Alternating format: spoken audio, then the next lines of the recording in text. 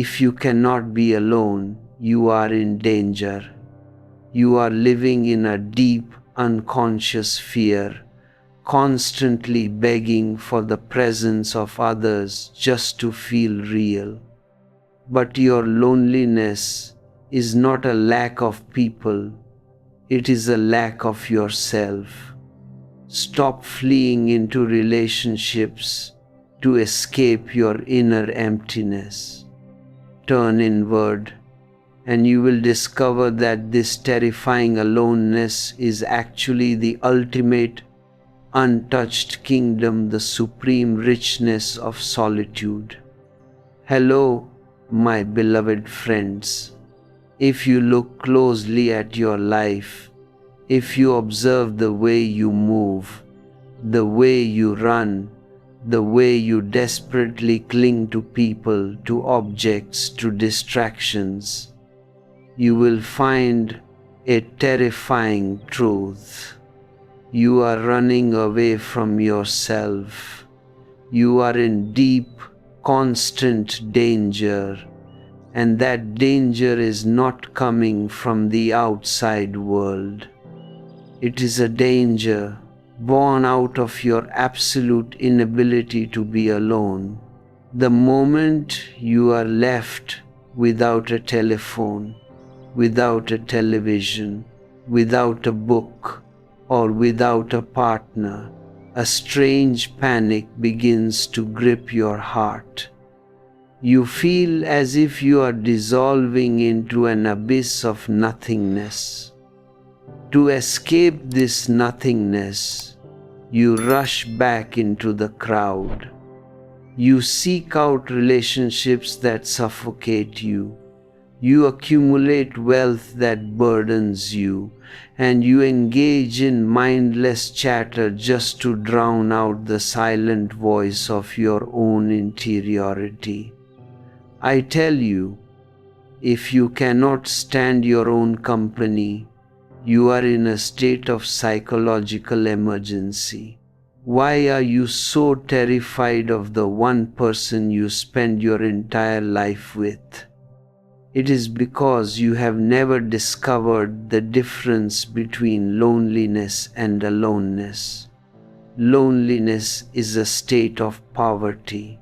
It is the feeling that the other is missing, that you are incomplete, that you are an empty vessel waiting for someone else to fill you. Aloneness, which the ancient seers of India called Kaivalya, is completely different. Kaivalya is a state of absolute richness. It is the moment in your consciousness where you are utterly solitary, yet you do not feel the slightest trace of isolation. You are so whole, so rooted in your own isness, that the presence or absence of the other makes no difference to your inner weather. In Kaivalya, your very being becomes the whole cosmos. This is the hidden longing that sits in the deepest, innermost core of every human being.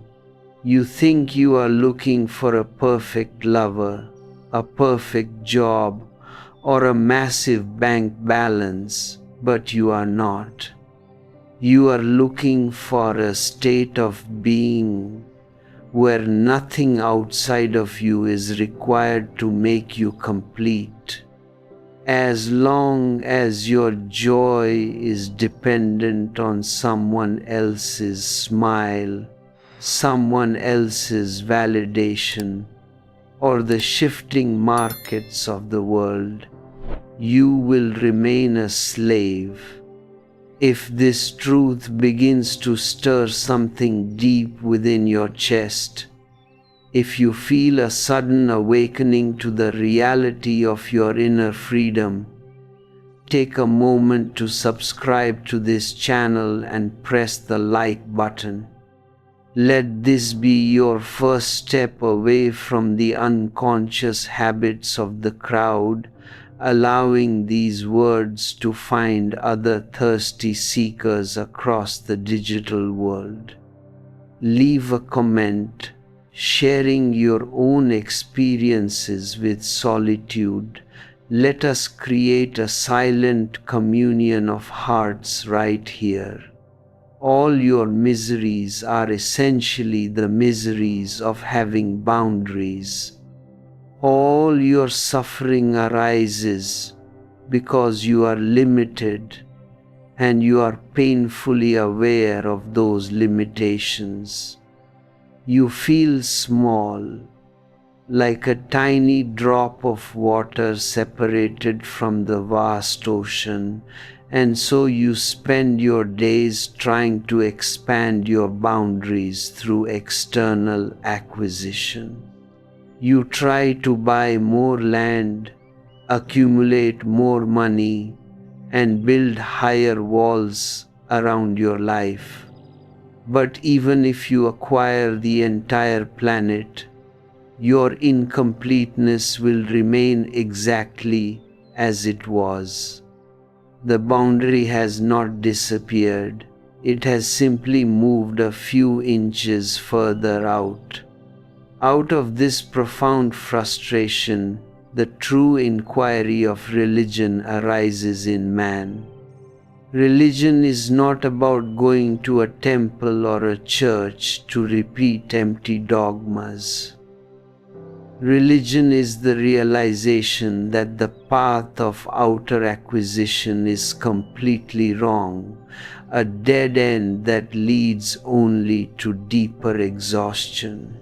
The truly religious mind turns its vision completely around, searching in a direction where wholeness is not a future goal to be achieved, but a present reality to be uncovered.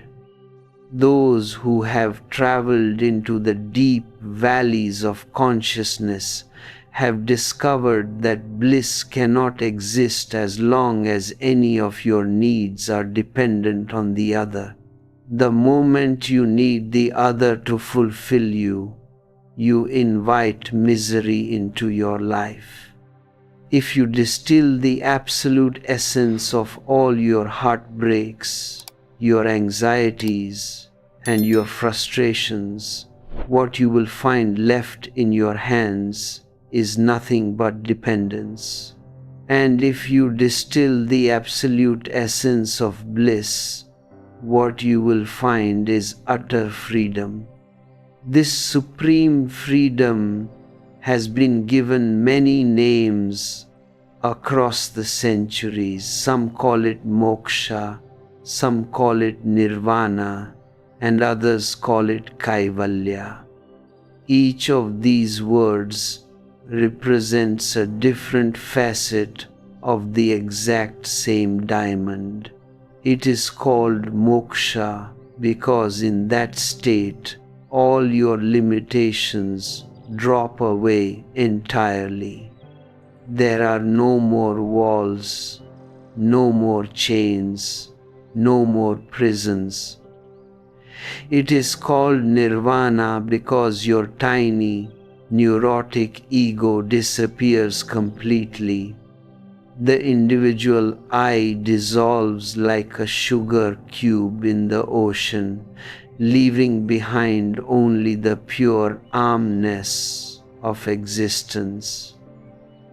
And it is called kaivalya because in that moment only you are. This does not mean you are isolated.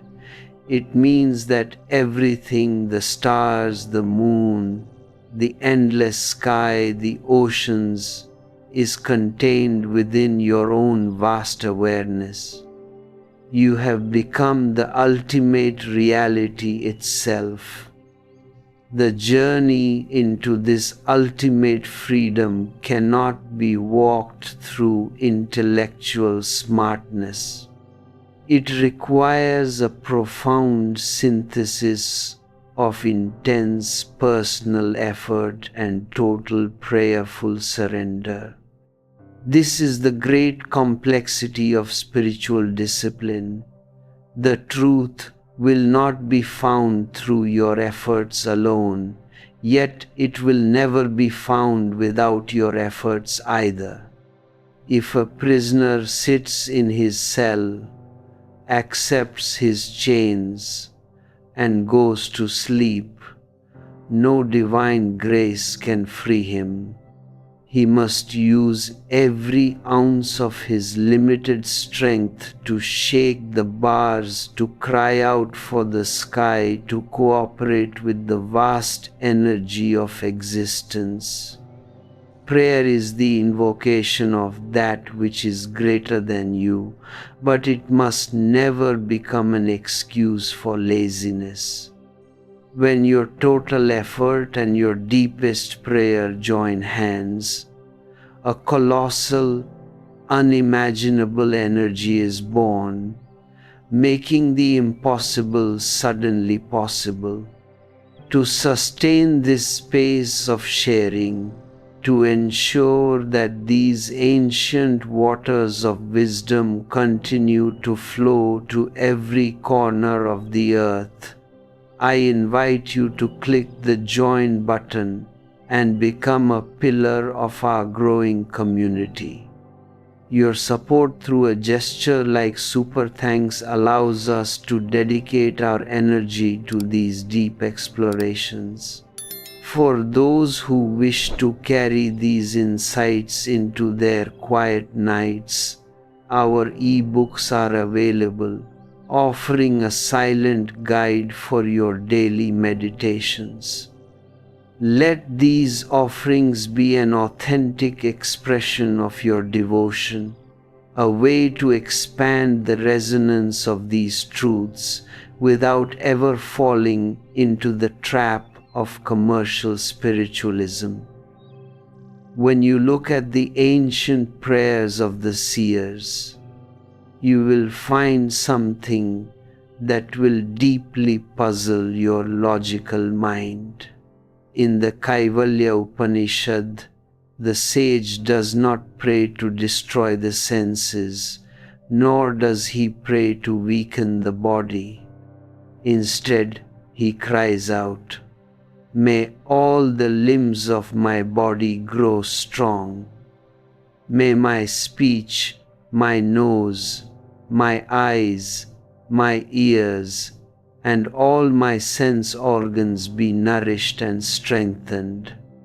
This sounds completely topsy-turvy to what the so-called priests and moralists have been drumming into your head for centuries.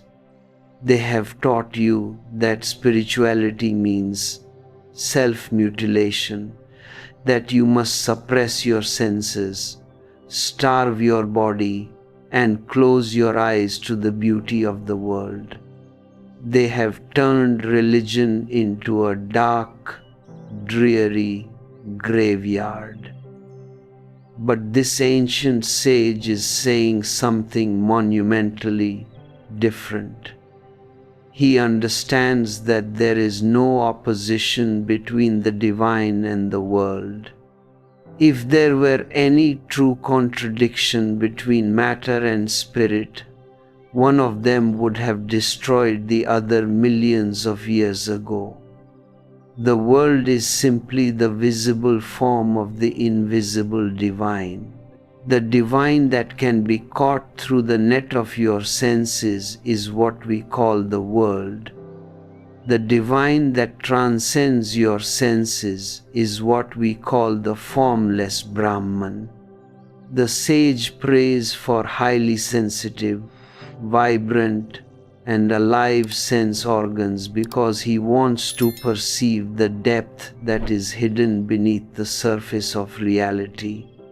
If your eyes are dull, if your senses are deadened by suppression, when you look at a tree, you will only see wood and leaves. You will use the tree for its timber or its fruit, but you will miss the miraculous life throbbing within it. But if your eyes are polished with deep awareness, If they are strong and sensitive, you will look at the tree and see the divine dancing in every leaf. When your ears are fully awake, you will not only hear the spoken words of a friend, but you will also hear the profound, unmanifest silence out of which those words are born. When your hands are alive, your touch will penetrate the physical body and feel the presence of the eternal soul hidden within. Do not kill your senses. Refine them, clean them, and polish them until they become transparent windows into the infinite. Modern psychologists are finally beginning to support this ancient view. They recognize that a person whose senses are dull and insensitive lives a flattened, gray existence. The more alive your senses are, the more deeply you touch the layers of reality. By trying to escape the world through fear, by shutting your eyes and hardening your heart, you are not becoming spiritual, you are simply becoming dead. And if you cannot find the divine on the outside where it is manifest in such grand, magnificent forms, how do you expect to find it when you close your eyes and look into the tiny, dark space within your own ego? The inner and the outer are not two separate universes. They are the inhalation and exhalation of the exact same cosmic breath. There are moments in history when a race is young, vibrant, and full of genius. In those sunrise hours of human consciousness, everything is accepted, nothing is denied. The soul has so much power that it can transform even a thorn into a flower, even poison into nectar. But when a culture grows old and weak, a deep dejection sets in, fear takes over, and the spirit begins to shrink. You become terrified of life, terrified of beauty, terrified of love. In that state of weakness, you create a philosophy of escape and call it renunciation. True renunciation is not born out of fear, it is born out of abundance. When the strong renounce, they let go of things simply because they have discovered something higher, making the lower completely irrelevant.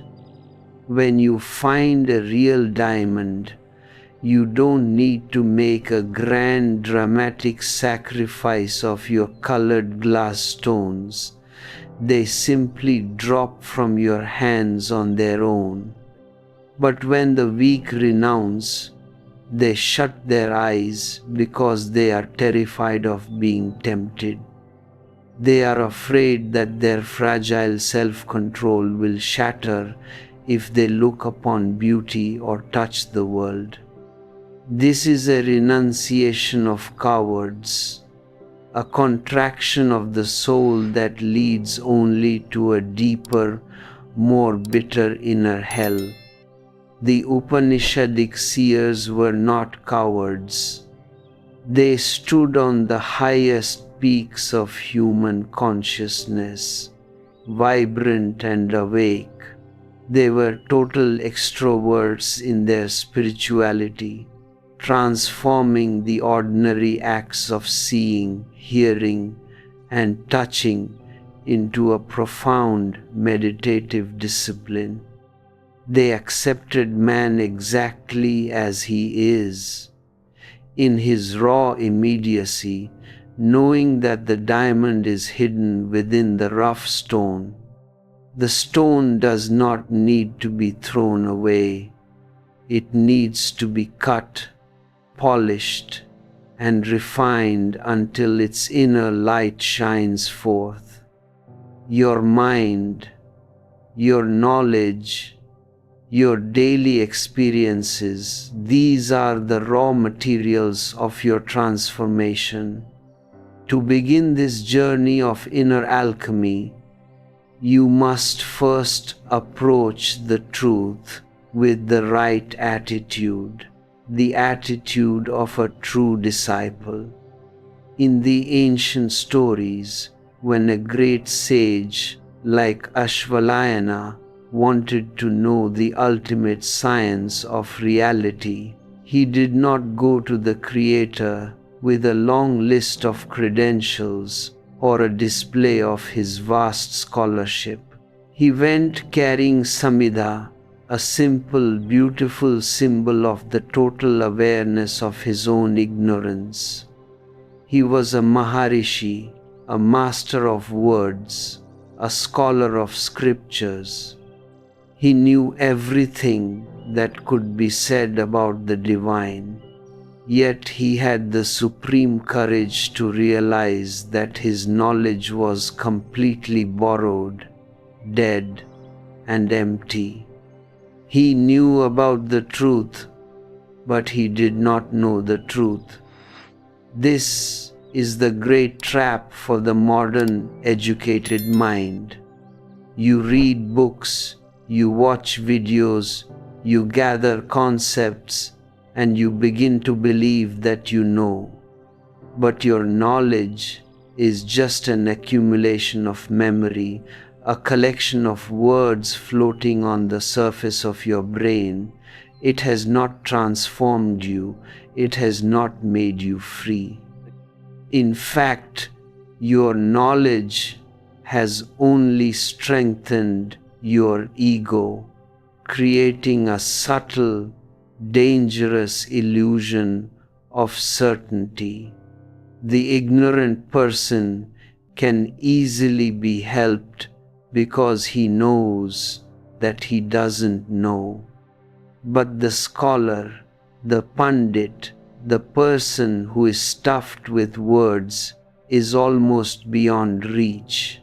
He cannot learn because his cup is already full of stagnant water. To become a disciple means to empty your cup completely. It means to stand before existence in absolute humbleness, declaring, "I do not know." When you can drop your intellectual defenses, when you can look at a rose, a mountain, or the starry night sky without imposing your labels and theories upon it, a profound silence takes over your being. You become like a clean, blank piece of paper, ready for the divine to write its song upon your heart. When the great Russian seeker Uspensky went to see the mystic Gurdjieff for the first time, he was already a world-famous author. He had written magnificent books on philosophy and mathematics, and he entered Gurdjieff's room with the pride of a scholar. Gurdjieff, an old, unpredictable man, sat silently with his disciples, completely ignoring Uspensky's grand presence. For 20 minutes, Uspensky stood there, shifting from one foot to the other, growing increasingly uncomfortable and irritated. Finally, unable to bear the silence, he demanded to know what was going on. Gurdjieff looked up, his piercing eyes cutting straight through Uspensky's ego, and said, "Have you ever asked yourself who you are? If you don't know who you are, why have you come to bother me?" Go into the next room, take a piece of paper, and write down everything that you truly know from your own experience and everything that you have just gathered from books. We will never speak about what you have gathered from books. We will only talk about what you know firsthand. Uspensky later wrote that it was a freezing night, yet sweat broke out all over his body. He sat in that dark room with the blank paper, and for the first time in his life, he realized that he did not know a single thing. He knew about mathematics, he knew about history, he knew about philosophy, but about his own soul, about his own life, he was in total darkness. He returned to Gurdjieff and handed him the completely empty sheet of paper. That empty paper was his Samhita. In that moment, the proud scholar died and a true disciple was born. The path to this ultimate reality requires you to take refuge in 4 fundamental dimensions of consciousness: trust, devotion, meditation, and yoga. These 4 keys must be understood in their proper organic sequence. Most people make the mistake of starting from the wrong end. They begin with yoga, manipulating the body, stretching their limbs, and practicing physical postures. Then they try to force their minds into meditation, fighting with their thoughts day and night. This is a brutal, violent approach that rarely leads to a true breakthrough. The ancient seers tell us to begin from the inner center and move outwards. The first step is trust. Trust is not a belief in a set of religious doctrines. Belief is thin, intellectual, and always hidden with a shadow of doubt. Trust is a radical, unconditional openness to the mystery of existence. It is the willingness to take a quantum leap where all logic and reason come to an end. Logic is linear. It can only connect things that are already known, always looking backwards into the past. Trust is a sudden vertical jump into the unknown, an acceptance of the impossible. If you live entirely within the narrow confines of your rational mind, you will never experience anything beautiful. Even a common phenomenon like love cannot happen to a strictly logical person because there is no logical reason to love anyone. Love is an uncaused madness, a sudden ripple in the pond of your being. All the reasons you invent for your love, that the person is beautiful, kind, or intelligent, are just justifications your ego creates after the event has already taken place. First love happens, then the mind follows behind with its explanations. Trust is simply love expanded to include the entire cosmos. It is a deep, unconditional yes to the whole flow of life without demanding any explanations or guarantees. When trust happens within your heart, devotion follows naturally like a shadow. Devotion is the external expression of an inner trust. A person filled with devotion begins to see the face of the beloved hidden in every rock, every tree, and every passing cloud. His entire life becomes a continuous act of reverence. When he walks gently upon the earth. When he speaks, his words are a melody of gratitude.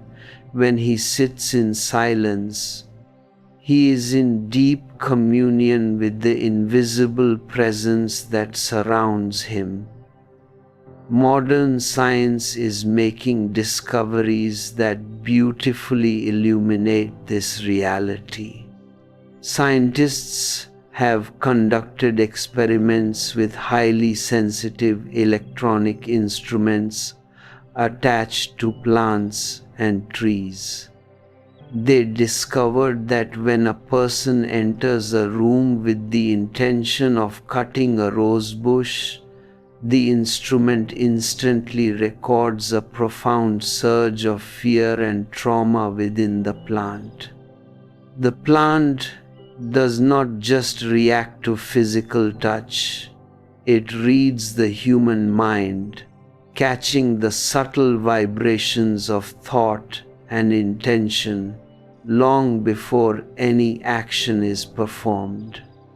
If a plant can feel the destructive thoughts of a human being, it can also feel the beautiful, healing vibrations of love and devotion. The devotee is simply someone who lives in a deep, conscious friendship with the entire universe, and the universe responds to him with an abundance of grace.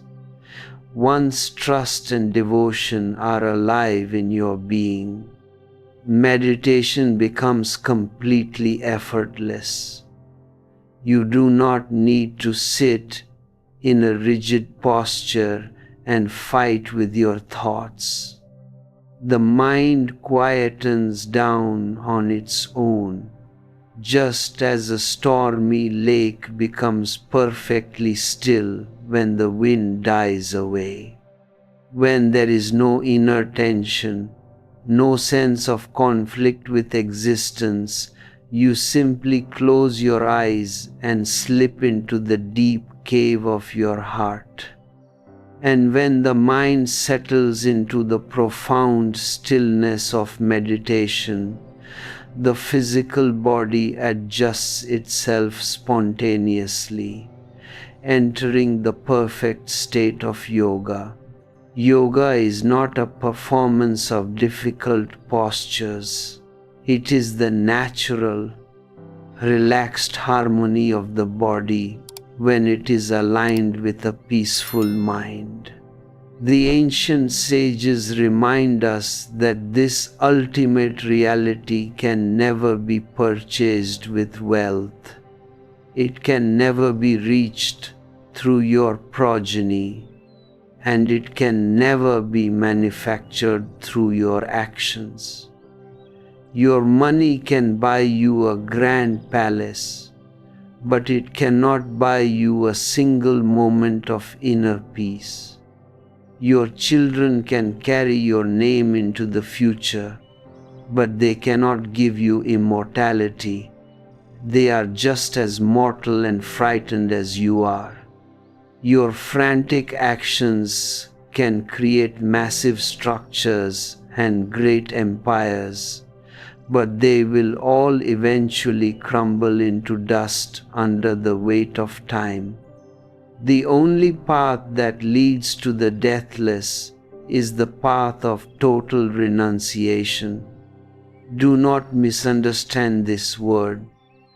Renunciation does not mean leaving your home, abandoning your family, and escaping into the jungle.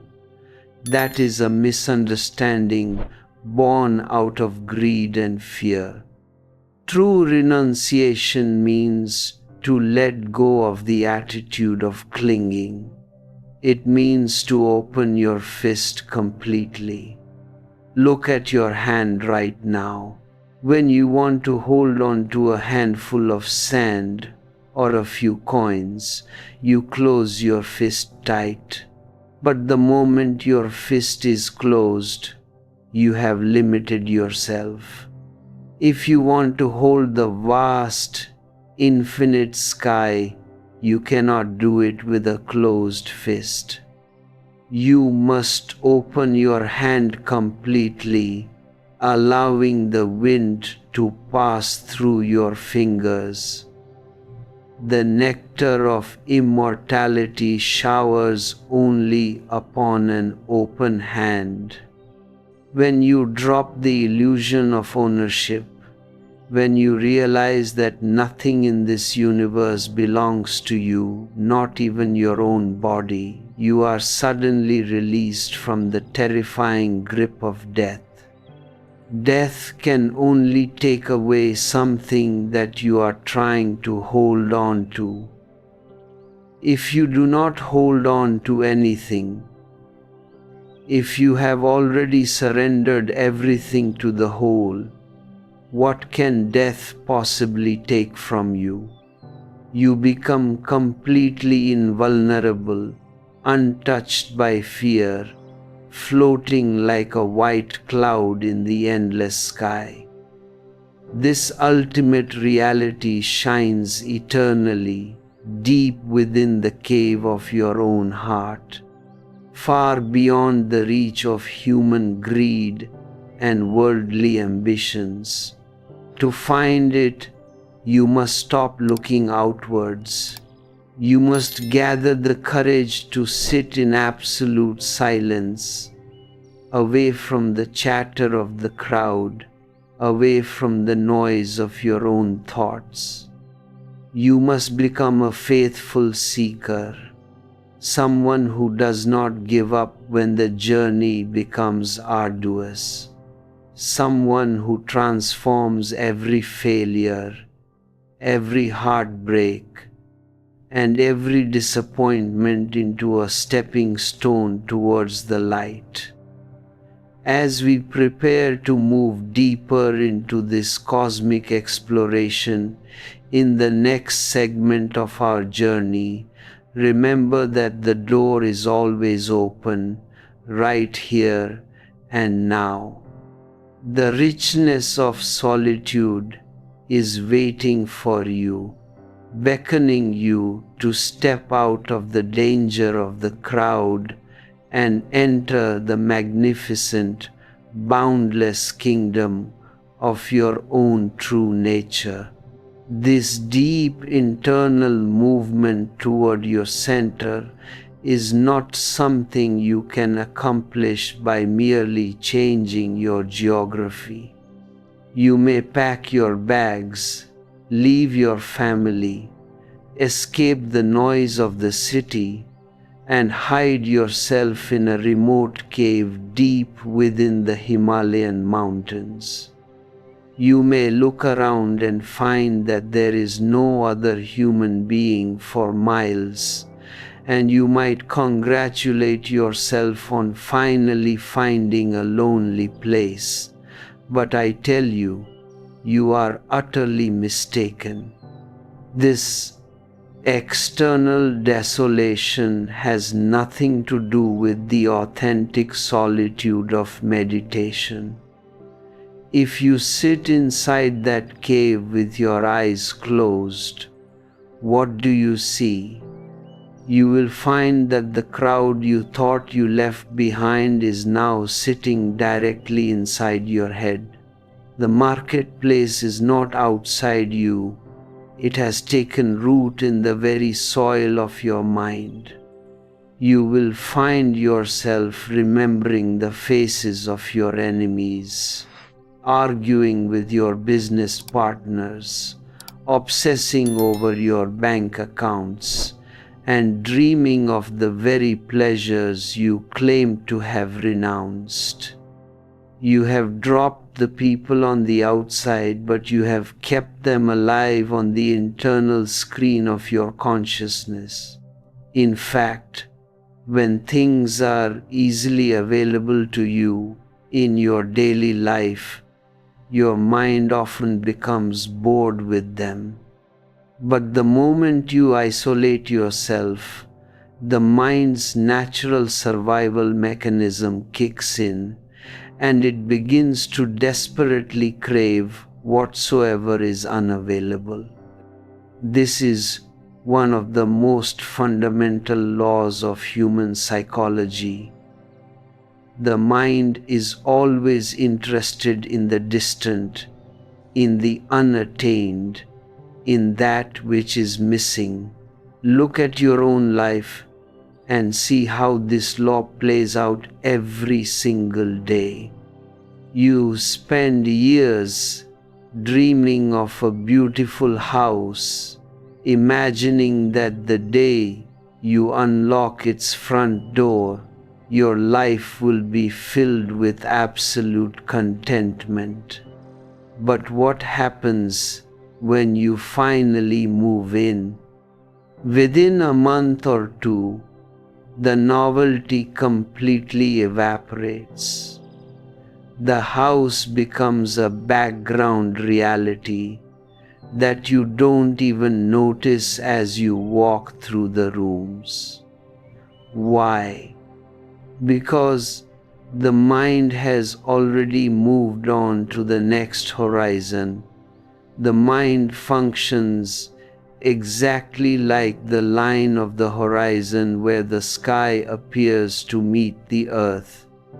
It looks so real, as if you could just drive a few miles down the road and touch the exact spot where the clouds kiss the dirt. But if you travel those miles, you will find that the horizon has moved further ahead by the exact same distance. You can circle the entire globe, and you will never find the place where the earth and sky actually meet. This endless chase is what keeps your inner crowd alive and noisy.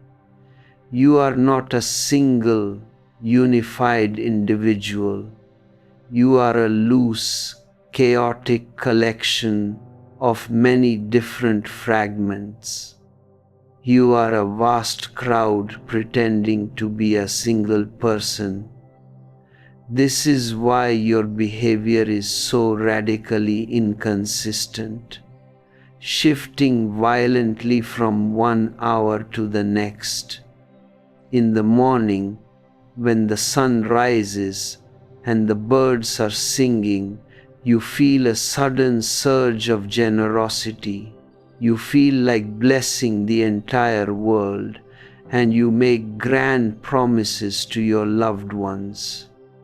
But by the time evening comes, after a long day of frustration and stress, that generous person has completely vanished. In his place sits a bitter, angry tyrant who feels like destroying everything around him.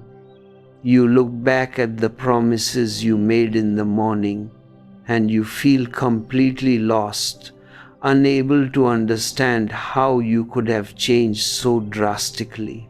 Thousands of years ago, the great awakened mystic Mahavira used a remarkably precise word to describe this fragmented human condition, bahuchittavan. This word translates directly to multi-psychic. Mahavira declared that man does not possess a single, continuous mind. Rather, he contains a multitude of separate, competing minds trapped within a single body. These different minds are often completely unaware of each other's existence, yet each one takes full control of your actions when its turn comes.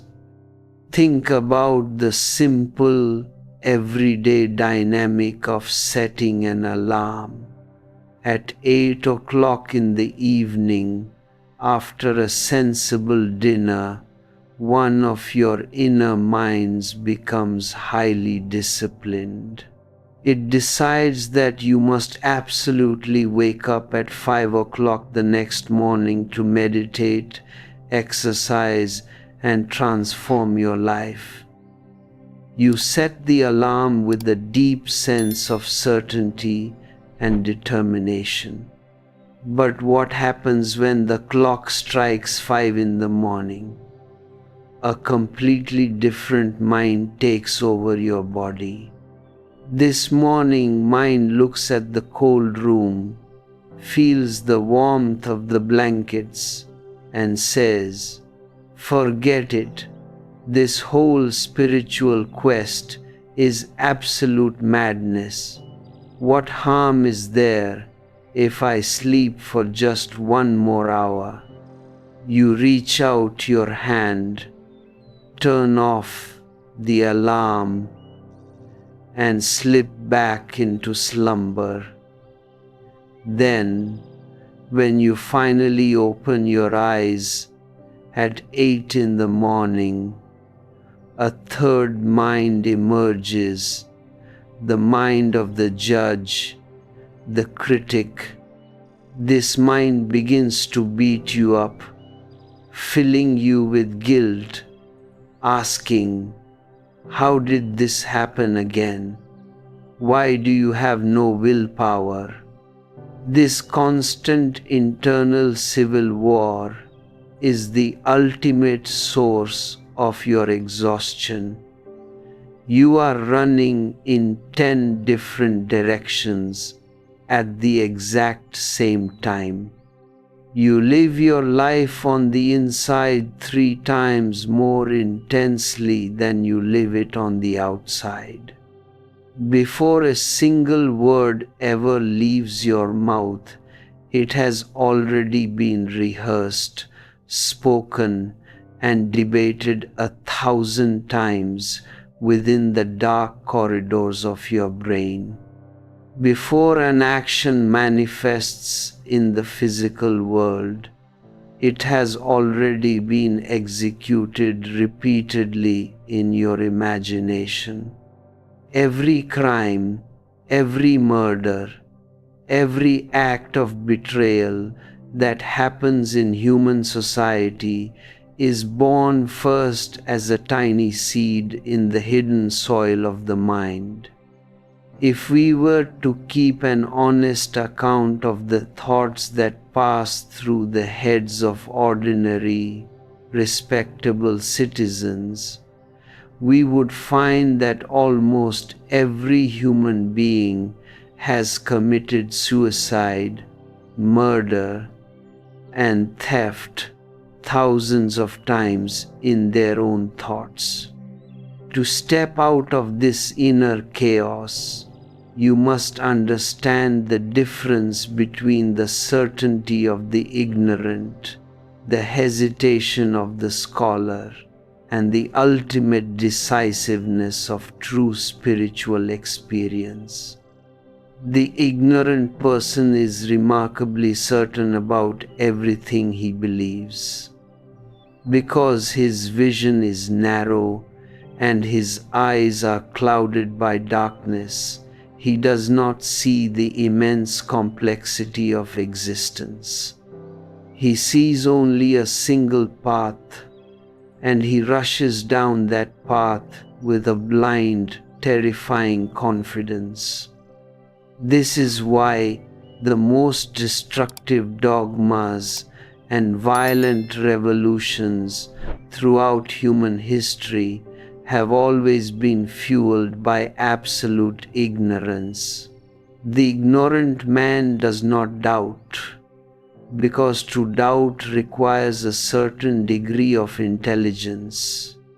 But when a person begins to study, when he gathers information and becomes a scholar, his blind certainty is instantly shattered. He begins to see that for every question, there are 1,000 different answers. For every path, there are 1,000,000 separate alternatives. Every word begins to reveal 1,000 hidden meanings, and every doctrine opens up endless dimensions of interpretation. The scholar becomes completely paralyzed by his own intellect. He stands at the crossroads of life, unable to take a single step forward because he is constantly analyzing, comparing, and debating which direction is the absolute right one. Gautama Buddha beautifully illustrated this intellectual paralysis through a profound allegory. He spoke of a highly educated Pandit, a brilliant scholar, who was suddenly struck by a deeply poisoned arrow while walking through the jungle. The man fell to the ground, gasping for breath. As the poison began to seep into his bloodstream, a physician rushed to his side and reached out his hand to pull the arrow from the man's flesh. But the scholar pushed the physician away and cried out, "Stop! Do not touch this arrow until all my questions have been clearly answered. First, I must find out the exact name and caste of the man who shot me. Was he a friend or an enemy? What was his specific motive for doing this? Furthermore, I must understand whether my survival will ultimately be beneficial to the universe, or whether my death is required by cosmic destiny. Is this arrow a manifestation of my past karma, or is it a mere coincidence? Until all these foundational principles are made perfectly certain, I will not allow you to pull this arrow out." Buddha looked at the man and said, "By the time your questions are answered, you will be dead. The poison will have reached your heart. The only thing that is clear and urgent right now is the pain, the bleeding, and the imminent presence of death. Drop your questions and let the physician remove the arrow." This is the exact condition of the modern intellectual. You are bleeding from 1,000 psychological wounds. Your heart is heavy with anxiety, and death is standing directly behind your back. Yet you refuse to practice meditation because you are waiting for your logical mind to be completely satisfied. You want a perfect intellectual guarantee before you take a single step into the unknown. You say, "I want to learn how to swim, but I will not step into the water until I have fully mastered the art of swimming." Your statement sounds remarkably rational, but it contains an absolute impossibility. To learn how to swim, you must gather the courage to enter the water while you are still completely ignorant of how to stay afloat. You must risk falling, you must risk choking, you must risk the terrifying experience of depth. The true seeker is neither blindly certain like the ignorant, nor hopelessly paralyzed like the scholar. He possesses a completely different kind of decisiveness, a decisiveness born out of raw, direct experience. He understands that it is infinitely better to take a step on the wrong path with total awareness than to stand completely still on the side of the road. When you move forward, even if you make a mistake, that mistake brings maturity. It teaches you something valuable about yourself and about reality. It sharpens your intelligence and strengthens your spirit. The only real failure in life is the failure to move, the failure to risk, the failure to learn. To understand this deeply, you must realize that courage is naturally blind and intelligence is naturally lame. Stupidity possesses an extraordinary, irrepressible amount of daring because it has nothing to lose and cannot see the dangers ahead. This is why, in human society, when we want to train soldiers to be intensely courageous on the battlefield, we must first find a way to dismantle their individual intelligence. If a soldier is highly educated, sensitive, and intellectual, he will hesitate the moment the command is given to shoot. He will look at the face of the enemy and see a young man just like himself, with a mother waiting for him at home, with dreams, with a beating heart. He will begin to question the geopolitical motives of his government, and that questioning will cripple his ability to fight. This is a strange, paradoxical law of history. Highly educated, refined, and cultured civilizations are almost always conquered and crushed by less developed, aggressive groups. The cultured civilization becomes intellectual and lame. It can see the beauty of life.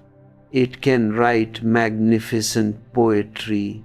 It can build stunning architecture, but its legs are completely broken by its own hesitation.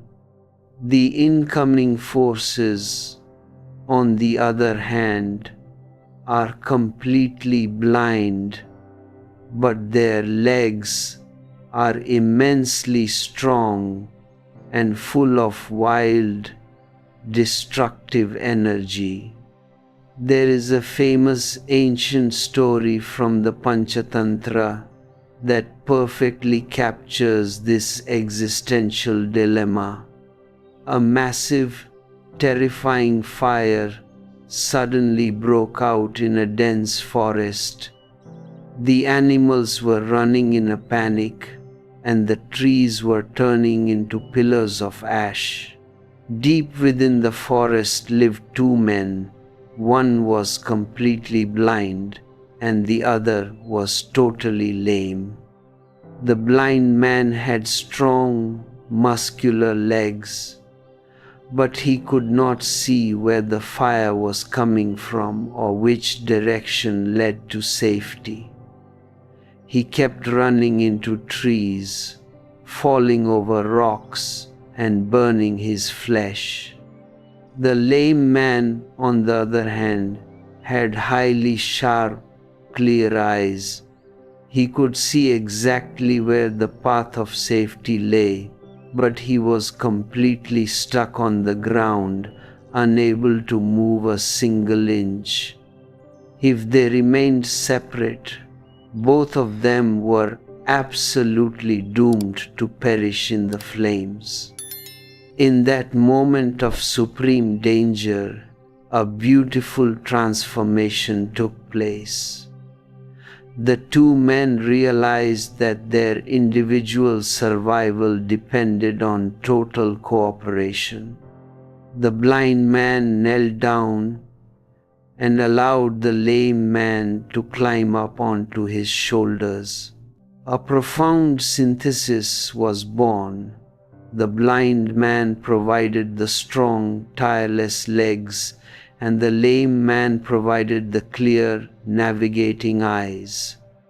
Together, acting as a single, unified organism, they effortlessly navigated through the burning trees, avoided the treacherous rocks, and escaped into the safety of the green valley. This story is not a simple fable for children. It is the ultimate blueprint for your inner transformation. Within every human being, there lives a blind man and a lame man.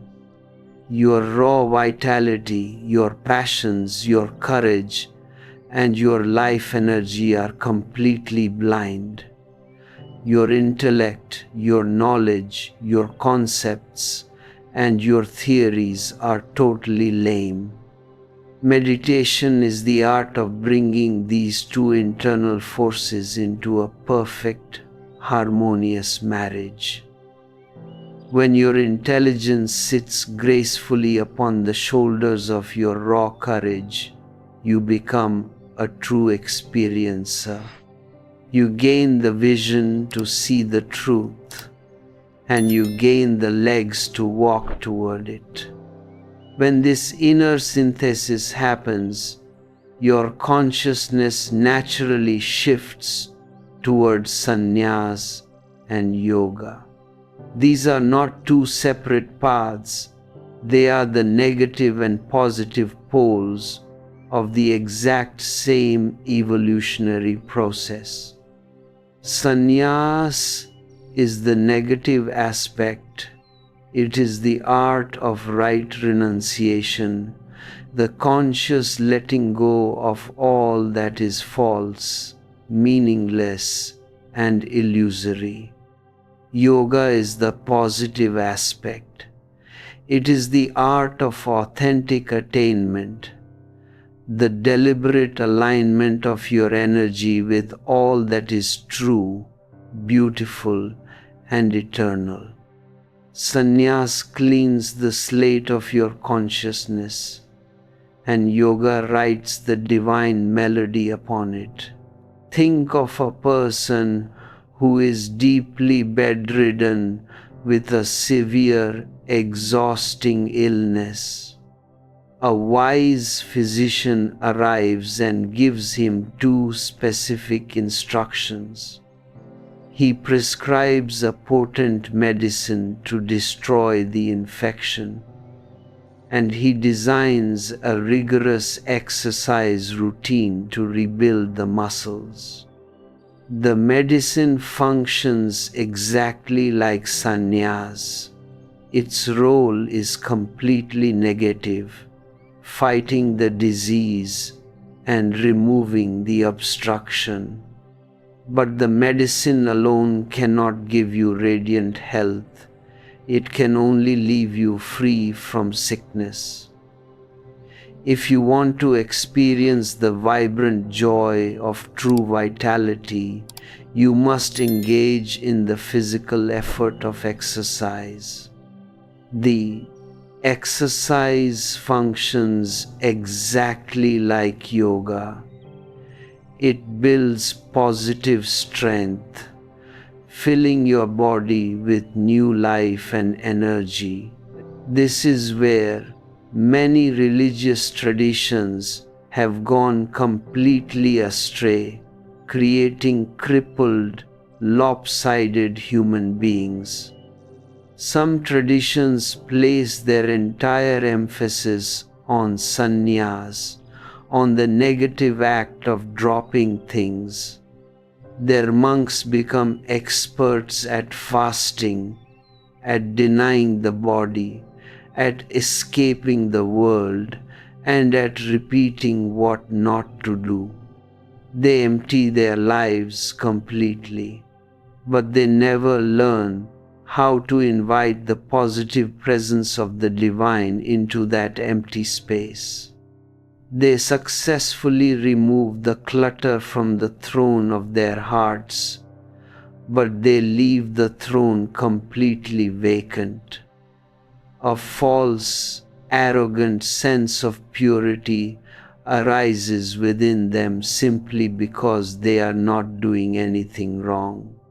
But true purity is not the mere absence of sin, it is the radiant, overflowing presence of unconditional love and consciousness.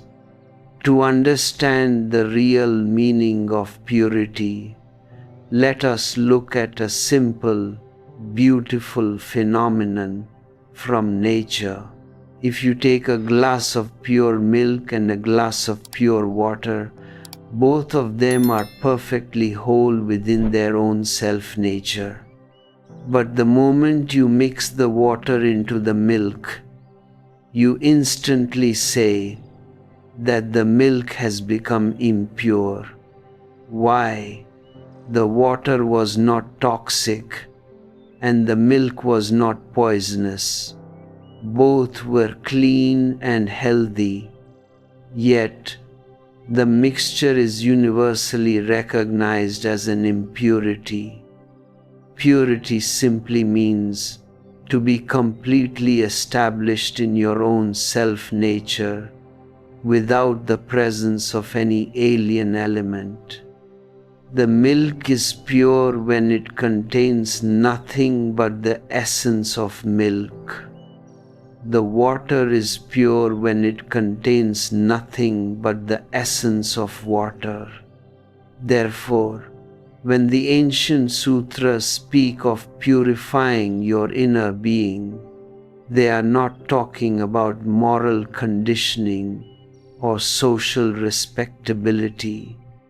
They are talking about a state of consciousness where nothing outer, nothing alien can enter your interiority anymore.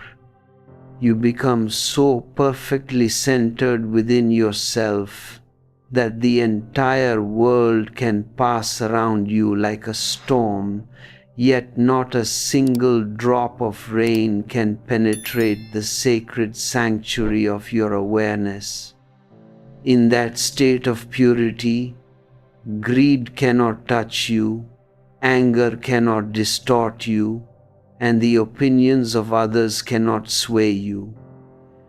You remain utterly alone, yet completely fulfilled in that aloneness. You become a pure reflection of the cosmos itself. This profound inner clarity requires a specific structural foundation in the physical world.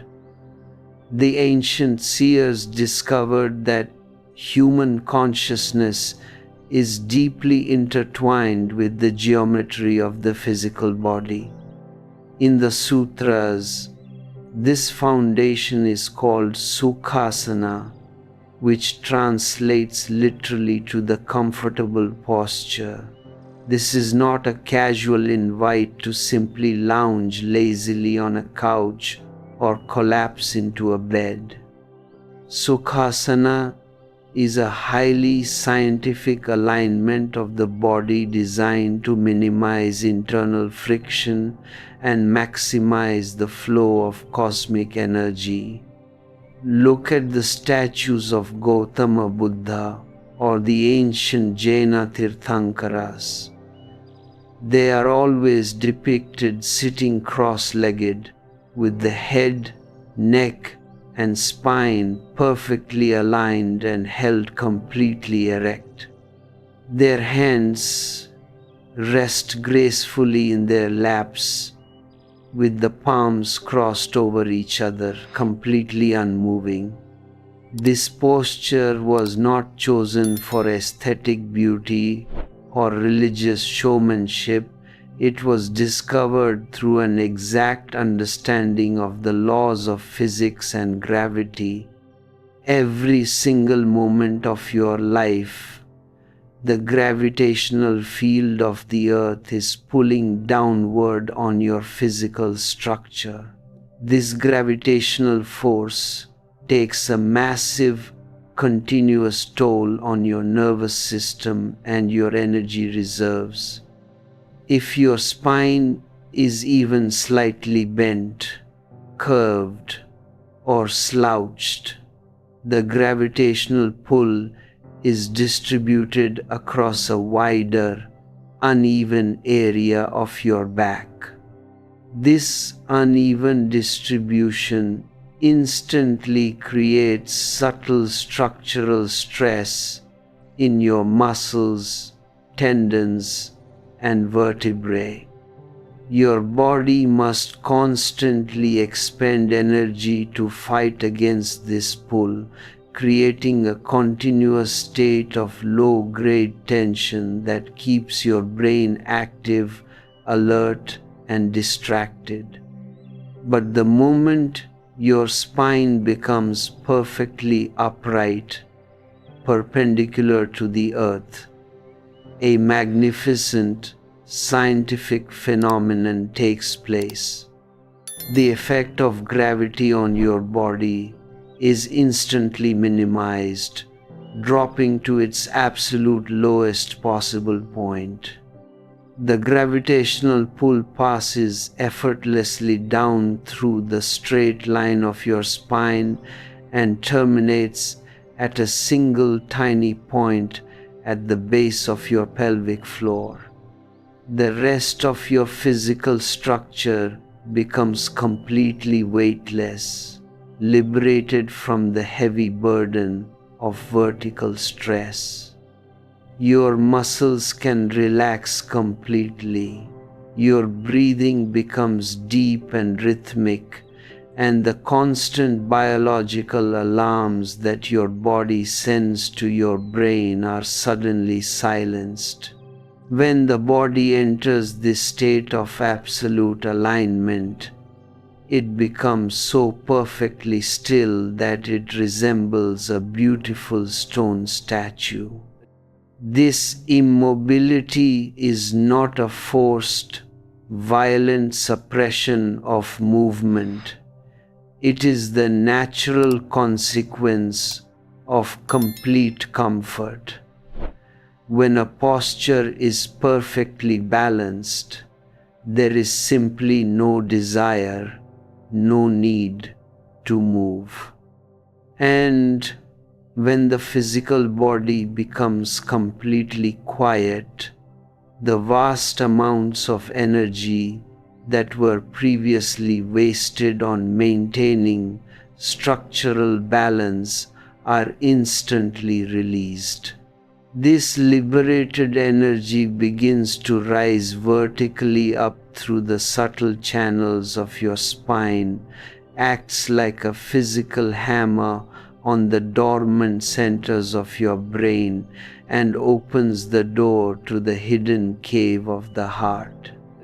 With the body perfectly anchored in this geometric alignment, the next essential step is the total convergence of all your sense organs at a single point. Normally, your senses are like 5 wild, unbroken horses pulling the chariot of your soul in 5 completely different directions. Your eyes are constantly racing toward beautiful forms. Your ears are chasing pleasant sounds.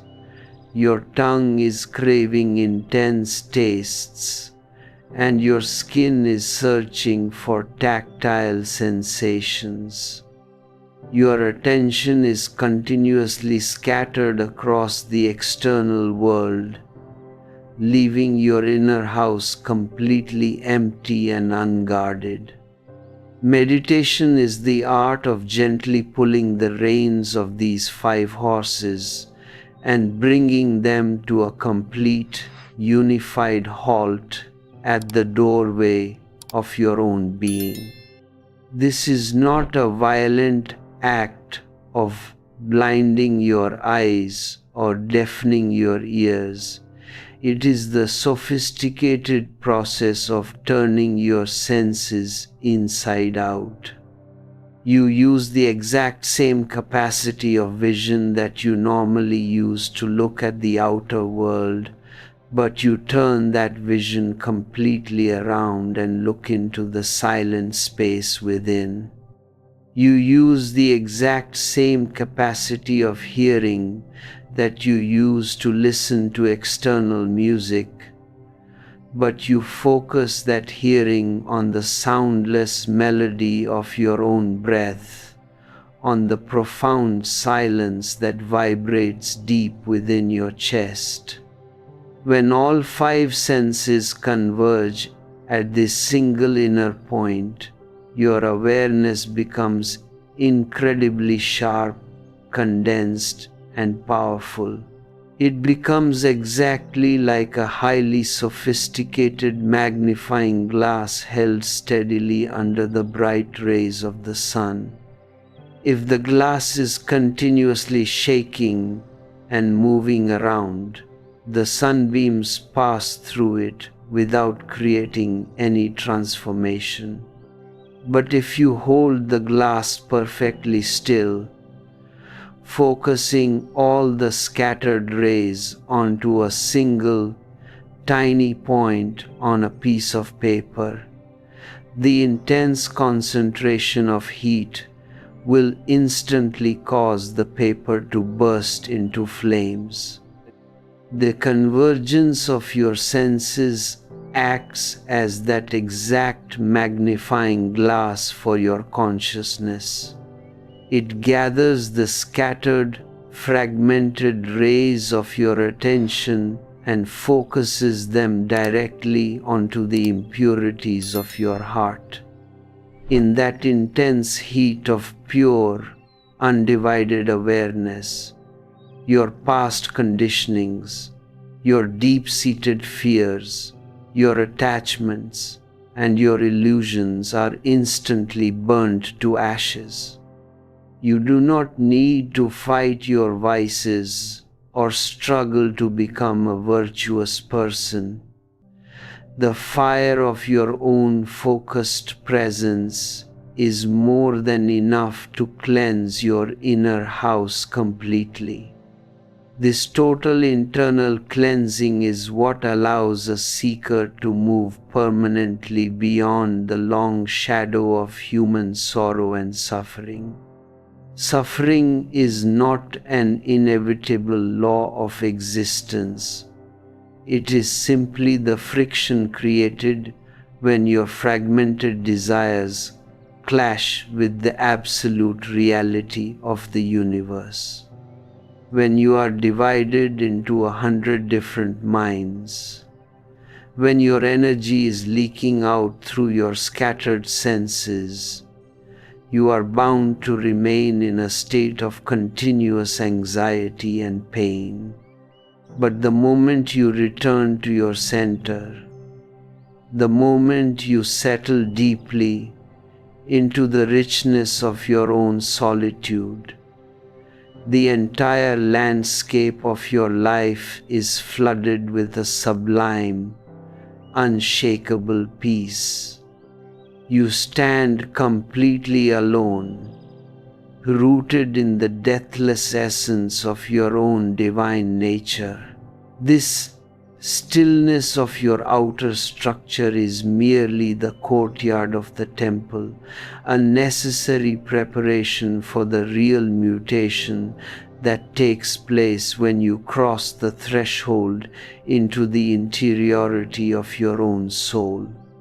The moment your body settles into perfect geometric balance and your senses cease their frantic outward journeys, you are suddenly confronted with a reality that is completely independent of the horizontal world of time and space.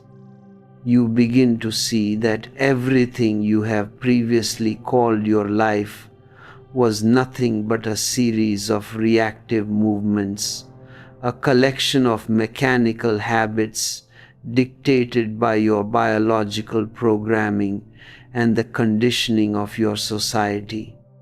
You have lived as a reaction not as an original action. If someone insults you, you become angry. If someone praises you, you become puffed up with pride. You are completely at the mercy of external triggers. A puppet whose strings are pulled by anyone who happens to pass by. This is the ultimate danger of human existence. A state of complete spiritual sleep where you possess no authentic identity of your own.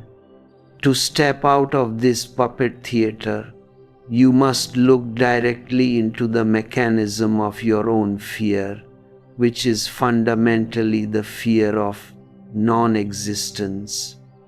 You cling so desperately to the crowd, to your family, to your titles, and to your material possessions, because deep down you are terrified that if all these things are stripped away, you will turn out to be an absolute zero.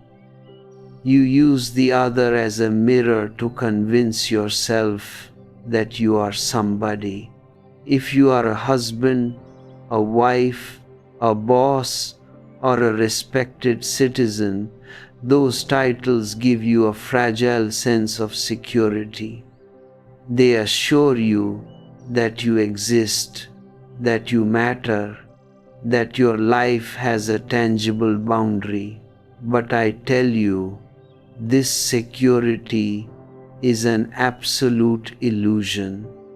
It is a house built on shifting sands, liable to collapse at any moment under the weight of an unexpected crisis or the inevitable approach of death. Death is the great solvent that dissolves all your artificial mirrors. It does not care about your bank accounts, your social prestige, or the grand theories you have accumulated in your intellect. Death simply strips away everything that is not originally yours, leaving you entirely naked before the immensity of existence. If your entire identity is made up of borrowed garments, the prospect of this nakedness is bound to fill you with a paralyzing terror. You look at the approaching shadow of death, and you see it as a monstrous enemy coming to destroy your being. But if you gather the courage to enter the richness of your own solitude while you are still alive, if you voluntarily drop all your borrowed masks and sit naked in the quiet cave of your heart, you will discover a magnificent paradox. You will find that the emptiness you were so terrified of is not a negative void, but a radiant, overflowing womb of pure consciousness. In this deep state of solitary looking, you realize that death cannot touch you because you have already died to everything that is mortal. You have died to your ego, you have died to your past, you have died to your attachments, and you have died to the constant demand for external validation. What is left behind is that which can never be killed, that which was never born, that which has always been present as the silent witness of your life journey. You see that your physical body is just a temporary garment you have assumed for a brief moment in the stream of time, and your mind is merely a collection of passing clouds reflecting across the clear sky of your awareness. The garment will eventually wear out and return to the earth, and the clouds will dissolve back into the atmosphere, but the sky itself remains completely untouched, eternally pure, and boundlessly free. This shift from the periphery to the center is a movement from horizontal time to vertical time. Horizontal time is the time of clocks and calendars, a linear progression from the past through the present and into the future. It is a dimension of constant running, of endless planning, of perpetual postponement. In horizontal time, you are never here now. You are always somewhere else, chasing a goal that is just out of reach, preparing for a life that never actually arrives. You treat the present moment as a mere stepping stone, a sacrifice you must make for the sake of a better tomorrow. But existence does not know any tomorrow. The trees do not grow in the future, the birds do not sing in the past, and the rivers do not flow in some distant imagination. Everything that is real is happening right now, in this immediate, unrepeatable vertical slice of the present. When you enter into vertical time through the doorway of absolute solitude, you cease to measure your life by its duration and you begin to experience it through its depth. A single moment of total, undivided presence is infinitely more valuable than 100 years of mechanical, unconscious existence. In that depth, the past loses its heavy, suffocating grip on your psychology, and the future ceases to be a source of anxiety and worry. You find yourself perfectly anchored in the current of life, responding to each moment with the fresh, spontaneous intelligence of a child. You do not carry a blueprint for your actions, nor do you try to fit the immensity of reality into the narrow boxes of your past conditioning. You become like a hollow bamboo flute, allowing the cosmic musician to blow through your emptiness and create whatever melody is required for this specific moment. This state of vertical depth is what the ancient seers called the path of witnessing, or sakshi. Witnessing is not an analytical function of the mind. It is the absolute cessation of all judgment, evaluation, and choice. Normally, when a thought arises in your consciousness, you instantly jump on it. You either fight it because you think it is bad, or you embrace it because you think it is good. In both cases, you have become identified with the thought, losing your center and becoming a prisoner of your own internal chatter. Witnessing means to sit quietly on the bank of the river and simply watch the stream of your thoughts flow by without jumping into the water, without trying to accelerate the current, and without trying to stop the logs that are floating down the river. If a beautiful thought arises, you look at it and say within yourself, "There is a beautiful thought passing by." If an ugly, dark, or angry thought arises, you look at it with the exact same neutrality and say, There is an angry thought passing by. You do not praise yourself for the beautiful thought, nor do you condemn yourself for the ugly one. You remain completely detached, an unshakable mirror that reflects everything without retaining any images, without being stained by the darkness, and without being captured by the light. As you practice this relaxed alertness, a beautiful separation begins to happen naturally. You see that there is a vast distance between you and your mind. The mind is a factory of thoughts, a machine that has been running for lifetimes, but you are the pristine space in which that machine operates. As this distance deepens, the thoughts begin to lose their nutritional supply. Thoughts can only survive if you feed them with your attention, your identification, and your energy. The moment you withdraw your identification and look at them with the cool, dispassionate gaze of a witness, the thoughts begin to slow down.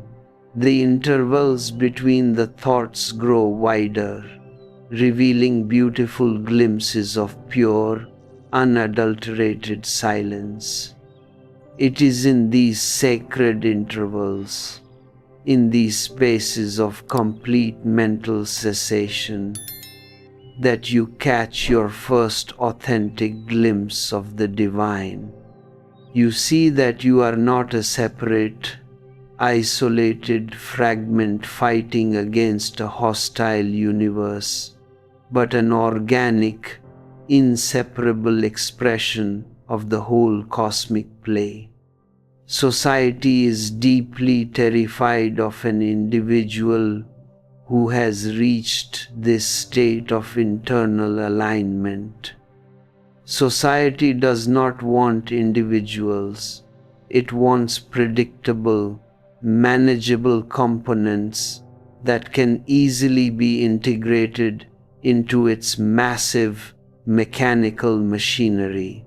It wants efficient clerks, obedient soldiers, compliant consumers, and submissive citizens who will follow orders without ever raising a single uncomfortable question. To keep you in this state of submissiveness, society uses the potent weapons of fear, guilt, and the constant threat of ostracization. It tells you from the moment you are born that you are incomplete, that you are a sinner, that you are inadequate on your own, and that you must constantly strive to conform to its arbitrary standards of morality and success if you want to be worthy of love and respect. The moment you discover the immense richness of your own aloneness, the weapons of society instantly lose all their power over you.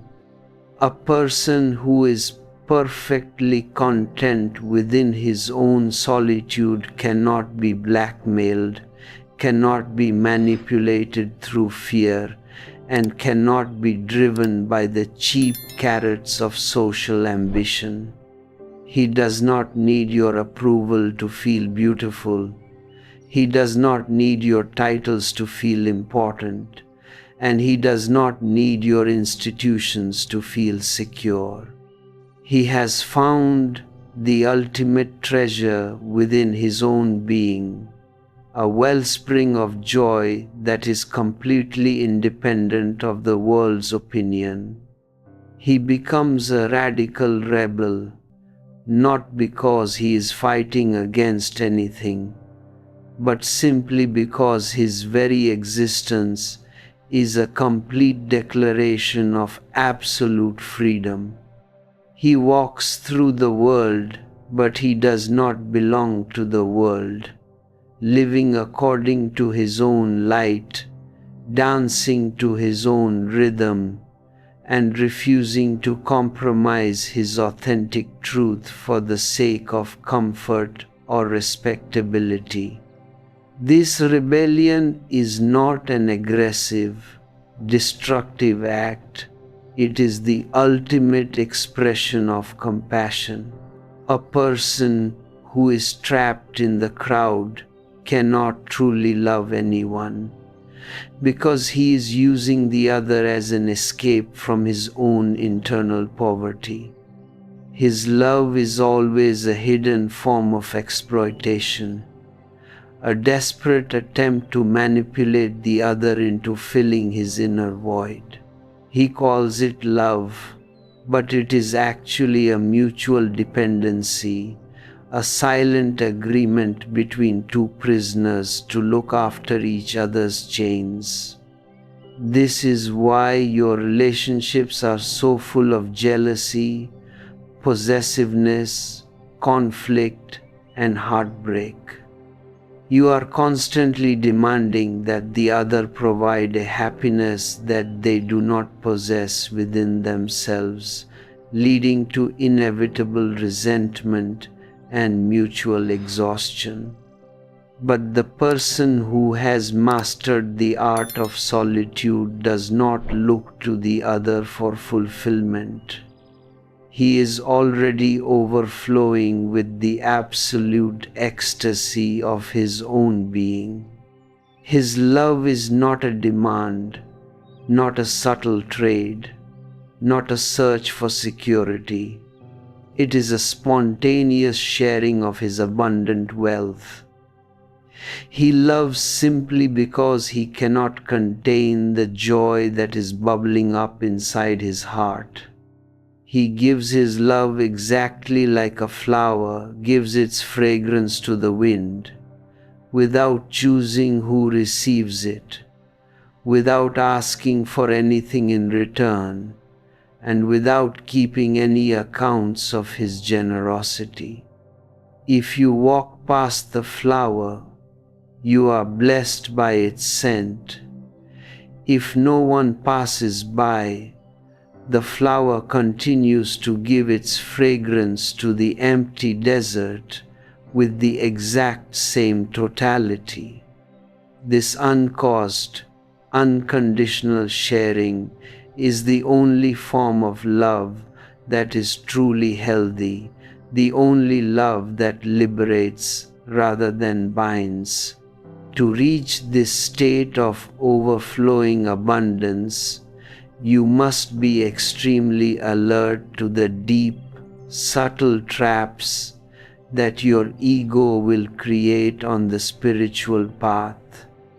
The ego is incredibly clever, a master of disguise that can transform any discipline into a tool for its own self-aggrandizement.